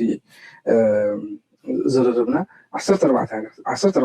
ዓመታት ካብ 2012 ካብ ዝምስረት ክሳብ ሕጂ በቲ ዝተመስረተሉ ክገብር ኣይከኣለን ሓደ እቲ ዝተመስረተሉ ዕላማ ልክዕ ከምቲ ሓልዮት ሰብኣ መሰል ድዩ ኣይኮነን ኣጀንዳ ኣለዎ ድዩ ማለት እቲ ድራማን እቲ ፀወታን እውን ንዝርድኦ ሰብ ኣለዎ هو ناي كلاتنا تامتا ابتي رؤيته تبقى مركوسه ديكونسي انا غنزي رؤيته ديكون حج بزعباتي وصيتو ويكا خالد مقد له قبره له ديرو او خبص حي نبران قال حج رؤيته خون غلي لكن افتي مسرح انت مسينات مسرح 14 عام تغسله رسول قال من انتي بلالو كله بصحفن خال نقرب اب عالم لخاوي درجه بعالم لخاوي مدرح كون كاتغبر سلا ነገር ስለሆነ ሮይተር ይኮነ እንታይ ይሆይን ልምባሊ ማለት እዩ ሞርዳቱ ከዓ ንምንታይ ይخصጉም ደይካ አለ ከዓ ከምዛ ድበልካ ማለት እዩ ታስቴል ሜትታ ከምዛ ያብታ ኸለ ኮንካ ወይ ከዓ ከም ክርክር ኮንካ ጠጦ መስበልካ ንዓመታውን ከም ጸለውጥ የለን ማለት እዩ ሕጂ እንታይ ይሆይኑ እቲ ሓደ ብዘይ ጥርጥር ብዛዕባ ሰብኣዊ መሰላታ ኤርትራ ክኽበር ኣለዎ እንተዳ ኢልካ ሓደ ሰብ ወኽበር ጽቡቕ ኢኻ ትብሎ ማለት እዩ ሕጂ እቲ ዕላማ ከምዚ بتا صحفت بتا لقاتا هيومن رايت كونسل اللي اخذتها دلاتي ناي حراتها بتشمو بفيس بالي خطري الله ولا حد سقم يلن مالتي اجتي كتغطع تي خالد غبرو اب جيوبوليتكس اب بوليتيكا كحوسه خلاتي بوليتيكا كل غزي فتي خاصلك اكالي مالتي ሕጂ ትመስርሕ ናይ ምጥባቕ ሰብኣዊ መሰላት ከም ግቡእ ብዛዕባ ጥራሕ ይኸውን ነይሩ ግን ኩሉ ግዜ ዘለኹም ካልኦት ምሕታት ኣለዎ ካልኦት ጣራታት ኣለዎ ንዓሻኹም በልዎ ዝበሃል ዓይነት መልሲ ብኤርትራ ማለት እዩ ምስቶት ዝተሓስ ኩሉ ግዜ ንምንታይ ኩሉ ግዜ ኤርትራ ትበሃል እስከ ብዛዕባ ንኣብነት መሰል ደቂ ኣንስትዮ ተኮይኑ ኣብዛ ጎረቤትና ዘለዉ ዋላ እኳ ሕጂ ሱዳን ኣብ ውግእን ገለን ከይኣተዉ ከለዉ ምስ ሱዳን ኣወዳዲርካ ምስ የመን ኣወዳዲርካ ምስ ስዑድ ኣወዳዲርካ ማዕርነት ደቂ ኣንስትዮስ ኣብ ኤርትራ ሊደሎ ኣብኣተን ዋላ ብኤርትራ ተለይበሎ ተስበትባ ትበሃል እዛ ርእሲ እዚ እውን ሓደ ካብቲ ንኤርትራ ዳርጋ ለንቀነ ትብልፅግና ተዓዊተ እናበለ ዝጀሃረሉ ዘሎ እዩ ምክንያቱ እቲ ስፔሻል ራፖርተር ኣብ ልዕሊ ኤርትራ ንዝቕፅል ዓመት እንደራኡ ንክቕፅል ኣኽኢልዎ ኣሎ ንዑ ዝምልከት ድማ ኣገዳሲት ኣብ ሰቲት ሚድያ ዳንኤልን ዓብዱ ጋዜጠኛ ዓብዱ ይመስለኒ ብሓደ ገይሮም ኣለዉ ከይድኩም ስምዕዋ ሕጂ ናብ ጉዳይ ናይ ኤርትራ ክንሰግር መጀመርያ ለንቀነ ሓንቲ ነገር ከስማዓኩም ደልየ ኣለኹ እስከዚያ ስምዑለይ ጀሚሮም ንሓሙሽተ ኣዋርሕ ዝተምሃሩ 50 መንእሰያት እሞ ከዓ ኣብ ኤርትራ ናይ ፈለማ ናይ ኤአይ ተምሃሮ ክሳብ ክንደይ ዕምቆት ዘለዎ ትምህርቲ ከም ዝተምሃሩ ክሳብ ክንደይ ፃዕሪ ዝሓትት ትምህርቲ ምዃኑ ግድን ከዓ ክተኣታተው ዘለዎ ምዃኑ ካብዚ ሪኢኹሞ ኣለኹም ምክንያቱ እንታይ እዩ ኤአይ ከም ሓደ መድረክ ገይሩ እዩ ክረአ ዘሎ ኣብ ሓደ እዋን ኣብ 1900 መጀመርያ ኢንዱስትሪ ሪቮሉሽን ምስ ተኣታተወ ሰባት ካብ መኹዓቲ ካብ ናይ ጉልበት ስራሕ ናብ ማሽነሪ ክኸዱ ከለዉ ሓደ መድረክ ተልናዮ ኣብ ኣርባዓታት እዚ ቫክዩም ቲዩብ ጠፊኡ ትራንዚስተር ክመፅእ ከሎ ካልእ መድረክ ተልናዮ ኣብ 7ታት ሞባይል ምስ መፀ ኣብ 9ታት ኢንተርኔት ምስ መፀ እዚ ነናቱ መድረክ ፈጢሩ ከይድ እዩ ንኣብነት ሞባይል ምስ መፀ ኣበይ በፂሑ ኣሎ ኢንተርኔት ምስ ታሪክ ፅሒፉ እዩ ዝኸይድ ነናትና ስራሕ ነናትና ተራ ከዓ ኣለና ኣብዛ ሃገር እቲ ሓደ ወለዶ ሰሪሕዎ ሓሊፉ ዘሎ ከምቲ ዝግብኦም ኣይተዛረብሉን እንታይ ሞዚ ኢሎም ሓሊፎም ተደጊፍና ንኩሉ ዘድዕለሉና ዛንታ ንፅሕፈሉ ግዜ ከዓ ሕጂ እዩ ኤአይ ዝተማሃረ ሰብ ልዕሊ 7 ሞያ ኣለዎ እንዳበልኩ እየ ድምህሮም ነይረ ናይ ባሕቂ መወዳእታ ምስ ረኣኹም ግን ብክልተ ዓመት ዝስራሕ ዝነበረ ናይ ዳታቤዝ ስራሕ ከባቢ 15,000 ላይን ኦፍ ኮድስ ዘለዎ ብቲም ናይ 15 ኢንጂነራት ኮንካ ትሰርሖ ሶፍትዌር ኣብ ውሽጢ 10 መዓልቲ ብሓደ ሰብ ጥራይ ተሰሪሑ ከምዚ ክትሪእዎ ፀናሕኩም መፅኡ ፊልምታት ናይ ሃገርና ድሕሪ ሕጂ ክሳብ ክንደይ ክህፍቱም እዮም ምናልባት ስነ ጥበባውያን ድዮም ምሁራን ድዮም ኩሎም ኤአይ ከም ቱል እንተዳ ተጠቂምናሉ እሞ ኣብ ሃገርና ዘሎ ዓቕሚ እንድሕር ተጠቂምናሉ ክሳብ ክንደይ ክንዓቢ ከም ንኽእል እዞም 50 ተምሃሮ ኣብዚ ትሪእዎ ዘለኹም ኣብ መድረክ ጥራይ ደይኮነ ኣብ ዕዳጋታት ኣትዮም ክሳብ ክንደይ ፀልዮም ኣለዉ ዕዳጋታት ክሳብ ክንደይ ቀይሮም ኣለዉ ኣኒሜሽናት ክሳብ ሕጂ ክሳብ ክንደይ ይስራሕ ኣሎ ብግብሪ ክንሪኦ ክንጅምር ኢና ስለዚ ብሓፈሻ እቲ ጉዕዞ ሕጂ ዝጅምር ዘሎ ከም ዝበልኮ እቲ ዝወለዶ ከዓ ክሰርሖ ዘለዎ ስራሕ እዩ ክሰርሕ ምክንያቱ ብዙሕ ጉድለታት ነይርና እዩ ንኣብነት ከምቲ ክገልፅዎ ዝፀንዑ ደቅና ብትግርኛ ዝተሰርሐ ፊልም ንሕና ብትግርኛ ዝተሰርሐ ኣኒሜሽን ከይረኣና ዓቢና ሽሬክ ወዘተ ንብል ቶም ኤንጀር ንብል ኦኬ ሕጂ እዛ ዘረባ እዚኣ ሰሚዕኩም ኣለኹም ኣብ ዝተፈላለየ ጎረባብቲ ሃገራት ናይ ዓረብ ናይ እንግሊሽ እዮም ድርዩ ካብ ሕጂ ንኔው ግን ደቅና እዚኣ ዘረባ እዛ ቪድዮ እዚኣ ደይራኹማ ኣብ ኤሪትሪያ ሚድያ ኔትወርክ ላትኩም ቀዳሞት ምሩቃት ናይ ኤአይ ትምህርቲ ዝወሰዱ 50 ሰባት ከምኡ ድማ ገለ ካብቲ ዝገበርዎ ስራሕ ዘርኢ ቪድዮ እዩ ብሓቂ ፅቡቕን ተስፋ ዝህብ ቪድዮ እዩ ዓብ ስራሕ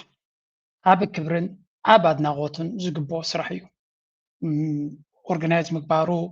እቲ ትምህርቲ ከምኡ ድማ ውፅኢታውነት ናቱ ናይ ብሓቂ ኣድናቆት ዝግብኦ ስራሕ እዩ ዝኾነ ይኹን ክትመላኣሉ ትኽእል ነገር የለን ክመላኣሉ ዝኽእል ነገራት ኣሎ ክመላኣሉ እንዲኣነ ግን እታ ተገይራ ዘላ ስራሕ ኣዝያ ኣገዳሲ ስራሕ ሓንቲ ቅድሚ ንዓኣ መንጋረይ ክነግረኩም ዝደሊ ግን there was this ለንቀነ ናይ ኤአይ ሬስ ኣብ መንጎ ኣሜሪካን ቻይና ዝግበር ዘሎ ሬስ ንሽትለይ መቐረት ጥራይ ምስ ኤርትራ ዝተሓሰለ ዘለዋ This entire supercomputer using homegrown microchips, one of the largest public crypto companies in the world, through China's Zhipu, cost the company only $544. Break the news. Adoption for GLM-5 too. That is it. First American company models taking a growing share of enterprise last April their factories to the United States. እንታይ ከሪአኩም ደልየ ነይረ መስለኩም እንተረኺበ ኣብዚያ ሰግመንት እዚኣ እንታይ ይብል መሲልኩም ቻይና ኦልሬዲ ንኣሜሪካ ኣፀቢቑ ደሰንብት ስቴፕ ገይሮም ከም ዘለው ምክንያቱ ቻይና ነቲ ኤአይ ናቶም ኣብ ቤት ትምህርታት enroll ገይሮም China push all እዚያ ከሪኩም ደለኔ China pushes all school levels to take to teach AI and she's tech drive ማለት እዩ እዚያ ዘረባ እዚያ ጥራይ ክነግረኩም ደለ እንታይ ንኽብል ኢለ ያነ መጀመሪያ በቲ ዝተገበረ ስራሕ ኣዝያ ዓጊበ ያነ ገለ ካብቲ ዘርእይዎ ናይ ኣኒሜሽን ናይ ቆልዑ ዘርእይዎ ኣለዉ ናይ ሙዚቃ ዝተሰርሐ ብኤአይ ዝተሰርሐ ደርፍታት ስነዳ ናይ ሰውራና ዝመስል ዝተገበረሎ ዝተፈላለየ ታሪኻዊ ዶኩመንታሪ ፖሊቴክኒክ ይመስለን ቤት ትምህርቲ ዝበሃል ናቱ ስራሓቱ ብኤአይ ጀነሬት ዝገበርዎ ከምኡ ዳታቤዝ 10 ኢንጂነራት ልዕሊ 2-3 ዓመት ክወስድ ዘሎም ዝኽእል ስራሕ ብሓደ ሰብ ክስራሕ ኪኢሉ ይብሉ ማለት እዩ ዘጂ ኩሉ ክትሰምዖ ከለኻ ናይ ባሕቂ ደስ ዘብልን ዘገርምን ስራሕ እዩ ነፍሲ ወከፍ ሰብ ድማ ምስጋናን ክብርን ከብ ይግባእ ታንኮ ኣነ ክውስኻላ ዝኽእል ነዚኣ ስለምንታይ 57 ጥራይ ተመሪቖም ስለምንታይ 57 ጥራይ ነዚ ኮርስ ክወስድዎ ኺኢሎም ስለምንታይ 500 ዘይወስድዎ ስለምንታይ 5000 ሰብ ዘይወስድዎ ብፍላይ ድማ እቲ ዝተዋህበ ኮርስ ንተራ ወይ እውን ኣብ ከተማ ዘለዉ ሰባት እዮም ኣነ ብናተይ ሪቶ እንተዝኸውን ነይሩ ሕጂ ገለ ይኹም ኣሎ ገለ ክትብሉ ነኖ እዚ ብዛዕባ ሃገር ስለ ዝኾነ ተወሳኺ ሪቶ ክንብ ኣለና ስለምንታይ ኣብ ማይ ነፍሒ ዘይኮነ እቲ ኮርስ እየ ዝብል ዘለኹ ኣነ ምክንያቱ ተምሃሮ ዩኒቨርሲቲን በልሕ ርእሲ ዘለዎምን ኣለውኻ ቻይና እንታይ ትብል ኣላ ኢለኩም ኣብ ነፍሲ ወከፍ ቤት ትምህርቲ ኤአይ ይምህርዎም ኣለዉ ሕጂ ንኩሎም ክምህር ዝኽእል ኤአይ ኢንፍራስትራክቸር ከይህልወና ይኽእል እዩ ኤርትራ ምስ ቻይና ክትወዳደር ኣይደልን ያነ ግን እታ ዘረባ ናቱ very convincing እንታይ ዝብል no excuses ዝብሎም ነቶም ዝመሃሩ ኢንተርኔት ጎዲልኒ ቴሌፎናይኒ ኣይሰኣትኒ ስራሕ ከቢዱኒ ቁፅሪ ሒዝኒ ከምዚ ሒዝኒ ከይበልኩም ምኽኒት ከይገበርኩም ክንቅፅል ኣለና እዩ ዝብል ኩሉ እቲ ዘረባ ናይ سياسي شمو جيجان تلنا رمني تمل على نجار يبلك الزيب سول لبام كيلا بكع حجراوي زي بقعة زلويو نزي عينت بقعة النار أنا غلنا نتزل لنا حسرة هذا ما أي كمل لنا زخل مخانو كم ما أبير ترازلو تتغرسي perfect هيكون عن زأكل يزبلسو زأكل يبل سلا زأكل ندعرقينو نزت مرتزي نزت صراحة زيادة لتهم أبكل جاز اللو كم هارون تزخلو زبل ريت لنا يعني تغير وازلو قدسن ملئتن صراحة جن كينو انت زخيد كينو كيدو أبكل جاتنا يرترا أب حجاز اللو حمل مالو زلو ما ينفع زلو عد غيح زلو زمن سياداتهم كم أكلنا بروجرام ناتي حلمي زلو خانة ممهرانا درجة توم حمسة كم زم حمسة ساسلت إنهم زلو بمولهم زم سبعة زياتهم وسيد كحجي مغني نب كوليجات فحيلهم كم ممهران كوينمون كريون كم هرون تزخلو سلامتاي كم زلو خانة هذا كابدا جز ما تطرح حجز كتنا يكلني إرترا أمنت كيلا تبسي خيانو نحتر جزين كوس أنهاو توم بيرترا زلو جن توم زمهر زلو نتزلو تكنولوجيا تماهيرهم بتزلوهم تتغرسي مسزلو حصرتات تواهيدهم نت تكنولوجيا نتتقمو نتزل لنا حصرتات عم مفتاح كجوايز وخلو توم من ساعتنا إرترا تتبقصو كوسد مخالو درو زم 57 سنة رجعنا تاني يوتيوب channel تسابير إرترا زلو كوس دوميم أبتمني سرتات من قصير إرترا فحتى بيلوم تاني يوتيوب channel اسكت كمالهم سبوي دماسو ولا ني يوتيوب channel يخون ولا ني ميديا يخون ولا ني ار تي في يخون كحجزو خليهم عقمت راي قعدت فترة كينو كيدو بزقال تفهم قد تا فيديو مسمع كوانه بتحاده امنا حقوس سمعني بتخالد ما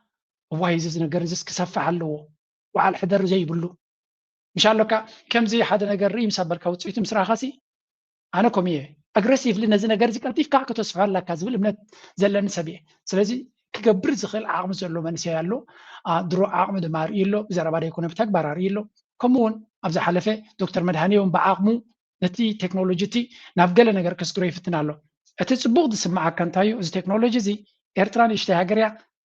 ካብ መጠን ንላዕሊ ከድልያ ዝኽእል ቴክኖሎጂ ካብ መጠን ንላዕሊ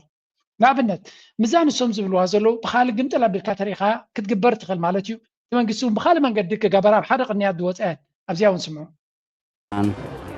أزيهم مقراتهم زيادة نحنا كابتي نايم شتى بترف جزينا بعلنا بجروب درجة تمرتي بجوبو أبجزيو جزي نايم كل لاف جزي عينه برو ولا أبرد ديسيبلين كم زي ترى دعك هديلو نايم ردا تعم تبونير أجا مهرة بتيرن ببراكتيكال مالتي بجبرن بخلص حسابه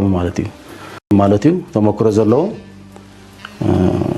مزجب أنا قلقت مسوم نفعت كوينة صبغنا تبي ፅቡቅ ውፅኢት እንዳምፃኹ ከዓ መፅእ ሕጂ እዚ 3 ወርሒ ዝተዋሃብናዮ ስልጠና ቤዚክ ጥራይ እንዳ ክትሕዝ ትኽእል ንኻልኣይ ግዜ ወሲኾም ገለኻ ኣብ ዓብይ ደረጃ ክንበፅሕ ንኽእል ኢና ክሳብ ሕጂ በዚ ተምሃርናዮ እቶም መምሃራን ብጣዕሚ ኣዝዮም ብቑዓት ዝኾኑ መምሃራን እዮም ከይመስኮንኩም ክሓልፍ ኣይደልኒ ኣብታ ክላስና ንሕና ፅቡቅ ዕድል ጌርና ምኩራት ካሜራማን ፀኒሖም እዮም ቅድሚ ንሕና ሕጂ ከም ዝበልኩ ምስኦም ናይ ካሜራ ኣይነበረን ይሕጉዝና ነይሮም ኣብ መጀመርታ ክትፈልጥ ናይ ምድላይ ሸውሃትን ምዃኑ ዝተገልጸ ክኾን ከሎ እዚኦም ድማ ኣካል ናይቲ ሃገራዊ ኣገልግሎት ናይ ኤርትራ ኮይኖም ናይ ምስ ኮምፒተር ዘለዎም መባእታዊ ድዩ ዋላ ኣድቫንስድ ናይ ኮምፒተር ተመክሮን ትምህርትን ተዋሂብዎም it just makes you ተስፋ ይዝባካ እዚ እዞም መንእሰያት እዚኣቶም እቲ ኤነርጂ ኣሎ እቲ ድራይቭ ኣሎ እቲ ሞቲቬሽን ኣሎ ስለዚ ኤርትራሲ ማሂምነት ዘጥፈ ዝኣክል ትምህርቲ ዘለዎ መንእሰይ ኣለዋ ኣብ ኤርትራ ዳርጋ ዝበፅሐ ሰብሲ 11 ክፍሊ ይበፅሕ እዩ እዚ ማለት እንታይ ማለት እዩ ዝደለኻ ክትገብሮ ትኽእል ዓይነት መንእሰይ እዚ ተዲኸን ዝደለኻ ቴክኖሎጂ ተምሂርካሲ ብዙሕ ነገር ክገብረልካ ዝኽእል መንእሰይ እዩ ስለዚ እቲ ዝግበር ዘሎ ስኬል ናቱ ዓብዩ ኣሚን ተዛረባ ክንዛረባ ስለ ዝሰልችወና ገዲፍና ኣለና ንኣብነት እዚ ናይ ኤአይ ፕሮግራም ነዛ ፕሮግራም እዚኣ ጥራይሲ ኣብ ዲያስፖራ ዘለኹም ብኦርጋናይዝድ መንገዲ መፅኡ ነዛ ፕሮግራም እዚኣ ጥራይ ሓግዙ ካምፔይን እስከግበርሉ ዝብል ዘረባ እንተድመፅእ ሕጂ ደስ እናበለና ብዙሕ ሰብ ምገበሮ ርግፀኛ ያነ ፀገም ግን ብግለሰባት ገለ ክመፅእ ከሎ ሰብ ዲስኣፖይንትድ ስለዝኾነ ኣነ ንባዕለይ ባዕልካ ግበሮ ትብሉና ኣይገብሮን እያ ምክንያቱ ፀገማት ስለዘፈጥር ብግለሰብ ዝግበር ፀገማት ይፈጥር እዩ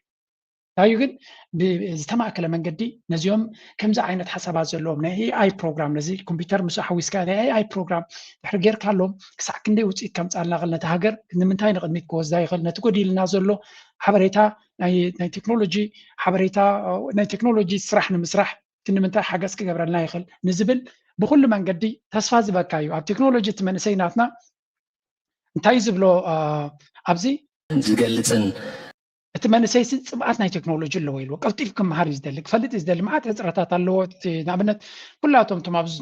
ዝወስዱ ዘለዉ ኮርስ ይብሎም ስራሕ ኣለዎም ቀትሪ ምሸት እዮም ድሕሪ ስራሕ እዮም ዝሰርሑ ምክንያቱ ተወሳኺ ስራሕ እዩ እዚ እንጂ ተወሳኺ ስራሕ ስለዝኾነ ብካልእ ናይ መናባብሮ ጉዳይ እናተወጠጡ ዝገብርዎ እየሉ ዘይ ምክንያት ግን ስኖም ነኺሶም ገይሮም ኢሉ እዚኣ ፓይለት ፕሮግራም ስለዝኾነት ንዓይ ዝያዳ ውፅኢት ከተምፅእ ትኽእል እዛ ፕሮግራም እዚኣ ኣብ ኮሌጃት እንተተገይራ ነቶም ተምሃሮ ዩኒቨርሲቲ ዘለዉ ጎኒ ጎኒ ናይቲ ፕሮግራም ናቶም ነቶም መምሃራኖም ወላ ናይ ኣይቲ መምሃራን ናይ ሓደ ምሂርካ ነቲ ኮሌጅ ከም ሓላፍነት ወሲዱ ፕሮግራም ይውሽ እዛ ክፋል እዚኣ ሳብ ዶክተር ሓሊማ እንተትበፅሕ ንእሽተይ ሳብ ዝያዳ ተረድኦቶ ነይራ ትርድኦ እንትኾንያ ትህልው እንትኾንያ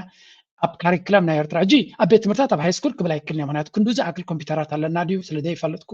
ኣነ ክመሃር ከለኹ እቲ ቤት ትምህርታት ክሳዕ ክንዱ ናይ ኮምፒተራት ኣቕምታት ኣይነበሮን ኣብቲ ኮሌጃት ግን ኣለዩ ኮምፒተራት ኣብ ዩኒቨርሲቲ መራ ሕጂ ነይሩ እዩ ነፍሲ ወከፍ ተምሃራይ ኮምፒተር ነይርዎ ይብለኩም ግን ነይሩ እዩ ኣብቲ ላብሲ ክትገብሮ ትኽእል ኢኻ ሰብ ከዓ እናተዘዋወረ ክመሃሮ ክእል ከምቲ ናይ ኮምፒተር ኮርስ ዝበሃል ዝነበረ ስለዚ ተስፋ ንገብር እዚ መንእሰይ እዚ ነዛ ፕሮግራም እዚኣ ስኑ በቃ ኣነ ፐርሰናሊ ንሱ ዝመርሖ ሓግዘና ዝብል ሓሳብ ተመፂኒ ኣብዛ ከይተሰከፍኩ ካምፔይን ክገብረሉ ይኽእል እየ ኣነ ዓኹም ኣሚነ ዝብል ዘለኹ ክንሕግዞም ንኽእል ኢና ተዋሓደ ናይ መጓዓዝያ ናቱ ነቲ ንሱ ክገብሮ ዝደሊ ነገራት ንምሕጋዝ ሎጂስቲክስ ካብ መንግስቲ ከይተፀበየ ወይ ካብ ጅቡ ከይኮነ ክንሕግዞ ንኽእል ኢና ስለዚ እዚኣ ናትኩም ርእቶ ግደፉላ ቆሪፅኩም ናብ ዝምልከቶ ዋላ ኮኔክሽን ተለኩም ንገርዎም ግን ብዝተማእኸለ መንገዲ ክመፅእ ክኽእል ኣለዎ ኣነ ናይ ብሓቂ ሓገዝ እናደለና ከለና ካብቲ ዲስኣፖይንትመንት ዝተገብረ ቅድሚ ሕጂ ተስፋ ንሰብ እቲ ሰብ ዘውፅኦሲ ኣብቲ ዝግባእ መዓላ ክበፅሓሉ ዝኽእል መንገዲ ኣብ መንጎ ከይተተራረፈ ዝኾነ ነገር ከየጋጥሞ ነቶም ክገብሩ ዝኽእሉ ነቲ ስራሕ ክበፅሓሉ ዝኽእል መንገዲ ክኾነሉ ዝኽእል ኦርጋናይዝ ተገይሩ ንሕና ነቲ ሓሳብ ካልኦት ኣበጊሶም ነቲ ሓሳብ ነዚኣ ድፍኡላ እስከ ናብ ህዝቢ ኣብፅሑልና እንድሕር ኢልኩምና ክንገብር ቅሩባት ኢና ክንሕግዝ ኣብ ዓቕሚ ስለ ዘለና ኣይኮነን ግን ኦድየንስ ናትና ናተይ ተኸተልቲ ፅቡቕ ናይ ኤርትራ ዝደልዩ ስለዝኾነ እየ ከም ዝብል ዘለዎ ፅቡቕ ንምግባር ድማ ድሕር ዝብሉ ይኮኑን ቶም ናተይ ተኸተልቲ ግን ትኽክለኛ ክኸውን ይሓትዮም ኩሉ ግዜ ትኽክለኛ ብፅሩይ መንገዲ ክመፅእ ክኽእል ተኽኢሉ ጥራይ እዩ እሱ እንተኮይኑ ክሕግዙ ክእሉ እዮም ተስፋ ንገብር እዚ ጉዕዞ እዚ ብዘይካል ዓለም ክቕፅል ኣለዎ ጥራይና ንብል ናትኩም ርእቶ ድማ ግደፉ ካብ ምሒር ፅቡቅ ክኾነልና ንደሊ ዘለና እምበር ነቲ ዝተገበረ መጎስካ ግደፉ نفس وقف نزا فيديو تسمع دما اب ارتشا ميديا نتورك خيدو يدغفوا نعتاتهم ولا ونتي غوفاندمي بمنقدي ارتشا ميديا نتورك انت دمص دس نبلناني انا تساتم نتكونتا زياده سلاز فلتو احنا دما بعقمنا كنحجز نخل الو مع رساب زكودي لايك مقبار شير مقبارنا كل جزء صاوعدنايو ثانك يو كونتي وراراتهم بتبعت مكتنا نقوم راح اطول حمد خيرنا جمر قاسي اقرا وزعا